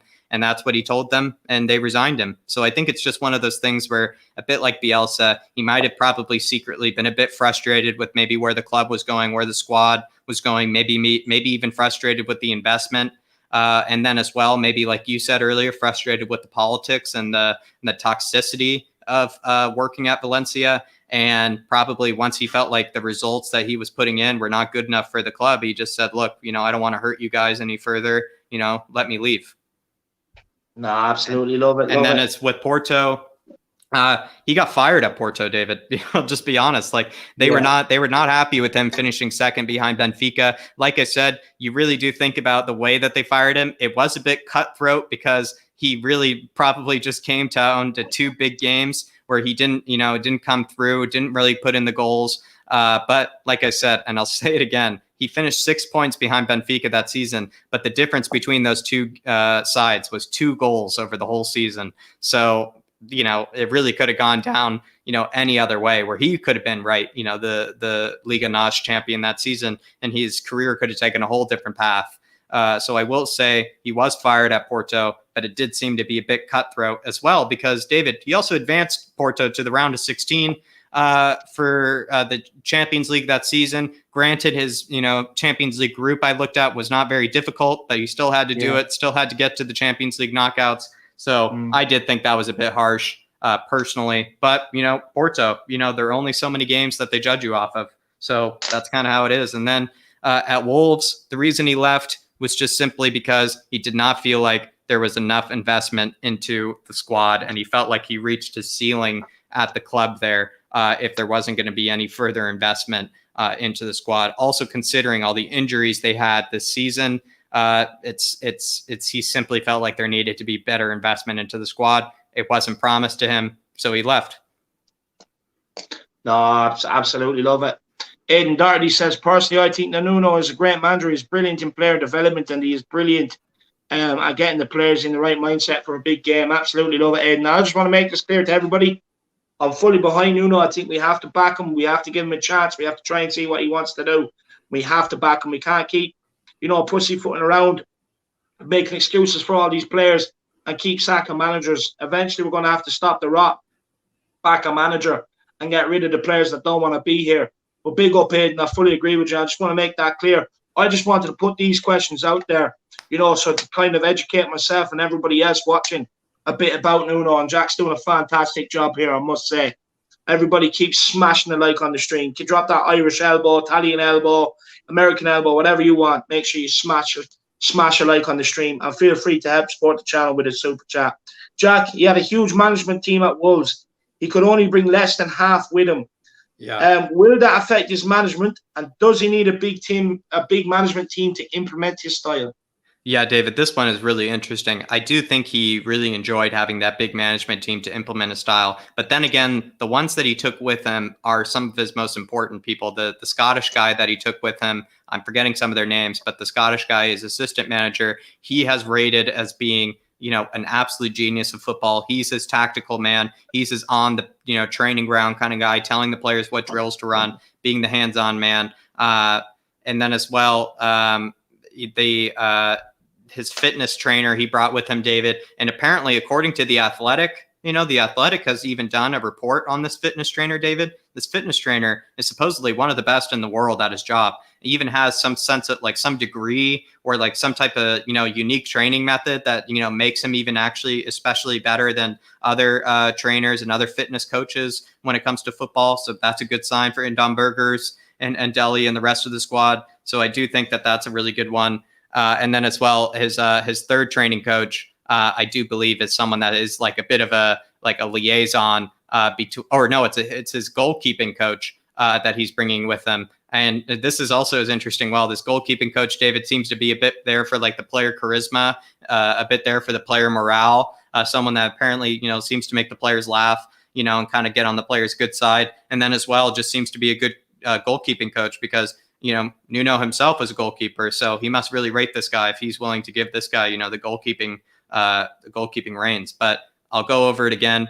The managers he brought with her, this tactical guy, the Scottish guy with him, his assistant manager. And then he brought with him, his favorite fitness trainer, his favorite coach, in terms of training the players for fitness. He's supposed to be absolutely world-class, this fitness trainer. And then he brought with him a goalkeeping trainer coach as well. Supposedly he's missing some guys that he does really value, but these are his 3 top choices.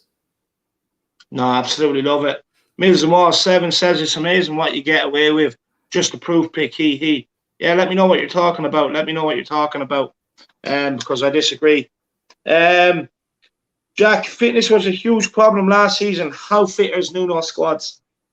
His squads are very fit. That's why he actually goes with the small squad, David, is simply because, touching on that fitness trainer who he put so much faith into, makes his squad some of the best in the world. And even there's it costs a bit of money, David, but The Athletic, I wasn't able to read it because it, costs a bit of money, but I saw some summaries of it where The Athletic did an article on that fitness trainer, David, where they were saying the reason why Nuno has such a small squad is just because that fitness trainer is able to get them in such fantastic shape that they are able to work with a small set of players. It also is why, David, going back to the injury thing as well, that fitness trainer is such a good fitness trainer that they didn't expect to have such ridiculously inconvenient injuries that season because the players are usually in such good shape. The fitness trainer usually is able to keep them away from the surgery, away from the doctor's knife, and things like that. So this last season was went against everything they usually train for, and so his trainers, they train against injuries, they train against fatigue. So yeah, he actually has some of the best training regimens in the world in terms of fitness. No, absolutely love it. Absolutely love it. And look, we'll go on to the last question here, Jacko. Last question of the evening. What players do you see thriving under Nuno and why? Yeah, this one is interesting. I think everybody knows that he will be the Doherty whisperer, so I do think we'll probably see Doherty improve significantly. I won't go into that too much else. I do actually see Tanganga improving significantly because he's been able to convert tons of players that weren't originally center halves into fantastic center halves. He's able to turn Roman Saiz from a center mid into a center half. He's able to turn, obviously, Connor Cody from a center mid into a center half. He's been able to deputize lots of players as center halves. Obviously, Tanganga is plenty comfortable as a center half, but that just means, I think, with Nuno, he clearly knows how to train center halves very well. And so that means that Tanganga could improve significantly. I see Joe Rodon only improving under Nuno significantly. And as well with Sergei Reguilon, David, I think what's actually brilliant now, David, is with Sergei Reguilon, he'll probably be able to play in the back four and be maybe our attacking fullback in the back four. But as well, when we move to the back five or the back three, David, I could see Reguilon again being selected again and being very, very good, bombing up and down, being the player that we need. I could see Reguilon being brilliant. The big issue is, David, it's maybe someone who he finds to fill in that Joao Matinho role, maybe that kind of extra center mid next to Hojbjerg role. Is where he's just going to have to find someone that he's going to have to put faith in to develop. Last thing I'll say, David, is maybe Sonny. I could see Sonny benefiting a lot. I could see Lucas benefiting a lot. Players that are able to dribble at players, to take on players, to run at players with full pace, full speed, and try to skin their man. I could see Nuno absolutely doing really well with any player like that. Bergwijn might even do really well because Bergwijn loves to take on a player as well. So anybody that wants to take on players on the wings as well, he will definitely benefit them. So maybe I'll go over it again. Reguilon, Tanganga, Rodon, and I'll say Bergwijn as well, but also Sonny. I could see him absolutely getting a huge season out of Sonny. Oh, absolutely love it. Absolutely love it. For me, I hope so. Son, Kane, Ndombele. Even revive my family. The center of the park is the one that I'm a little, not so convinced on. Who's to know? No, but sure. Look, we'll wait and see. But look, Jack, I've put the hard-hitting questions to you. You gave us some absolute excellent answers, my man. You really, really did do your homework, and I'm so grateful for you. Coming on and giving us the lowdown like that. And look, I just want to make it clear to everybody. I'm backing Nuno. I want to back him. I think he could do a good job. I just wanted to do this, so to give other people an insight into the man. And Jack, you've done an absolute amazing job, my man. Thank you. And just to everybody, the Harris Army, thank you so much. Make sure you do smash a like on this stream. Subscribe on the channel if you're new. And Spurs are back. Spurs are back. Just get the shows final out the way. And Spurs are back. Let's welcome Paul Markey as well. Big up, Paul Markey. Hope you're keeping well. But Jack, do you want to say anything to the Harris Army before we end off, man? No, I mean, yeah, like David had said, the point of this episode, we absolutely are 100% behind Nuno. The point of this episode was, maybe we don't actually know as much about Nuno as maybe we would like to. Kind of a lot of statements maybe have been thrown about, he did a 3 in the back at Valencia when he actually did a 4 in the back. Oh, he doesn't know how to play possession football when he played possession football before, at other clubs. It's just, kind of maybe this was an episode, David, maybe if I'm right, to break a lot of the myths, prove Nuno right. Maybe, some of the myths about Nuno that are untrue, maybe we proved right. And also some of the things that are true about Nuno, maybe we validated as well. Yeah, he doesn't know how to work with, big star players. One of those things is, unfortunately true.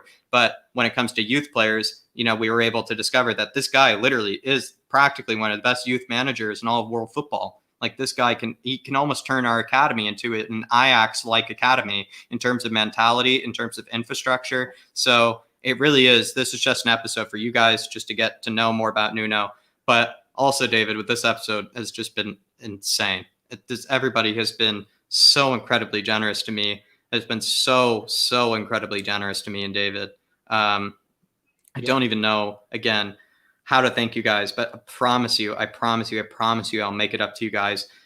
There's so much that David and I have in the works that's coming out, and we promise you that we'll make it up to you guys. If you guys are really enjoying all this content, especially an episode like this, or just any of the things that have come out recently with David and I, we promise you, it's only going to get better from here. And the support that you guys have shown us, it's just only gives us that further motivation. It also just helps prove to us that we know that we're doing the right thing, that you guys are enjoying it, that you guys actually support it. And that's exactly what we need to hear sometimes, because with David and I, we have so much going ahead. We have so much in the works that, it's this kind of support, it's this kind of generosity that just gives us, that extra pump, that extra go, David.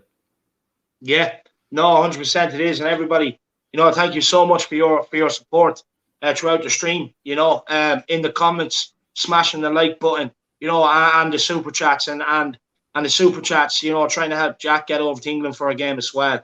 Absolutely incredible generosity shown by people today.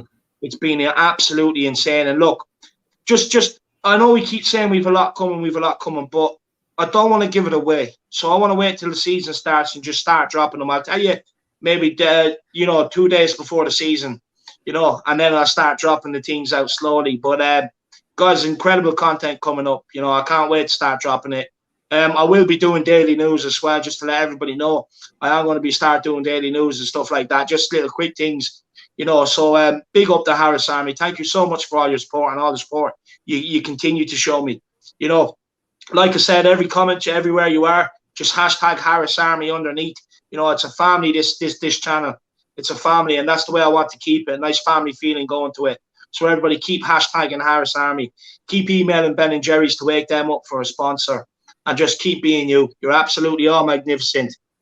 Pre-season games coming up shortly. Premier League back on the 14th and 15th of August. What more do you want? Come on, you Spurs. And in Nuno we trust. In Nuno we trust. Come on, you Spurs. Come on, Nuno.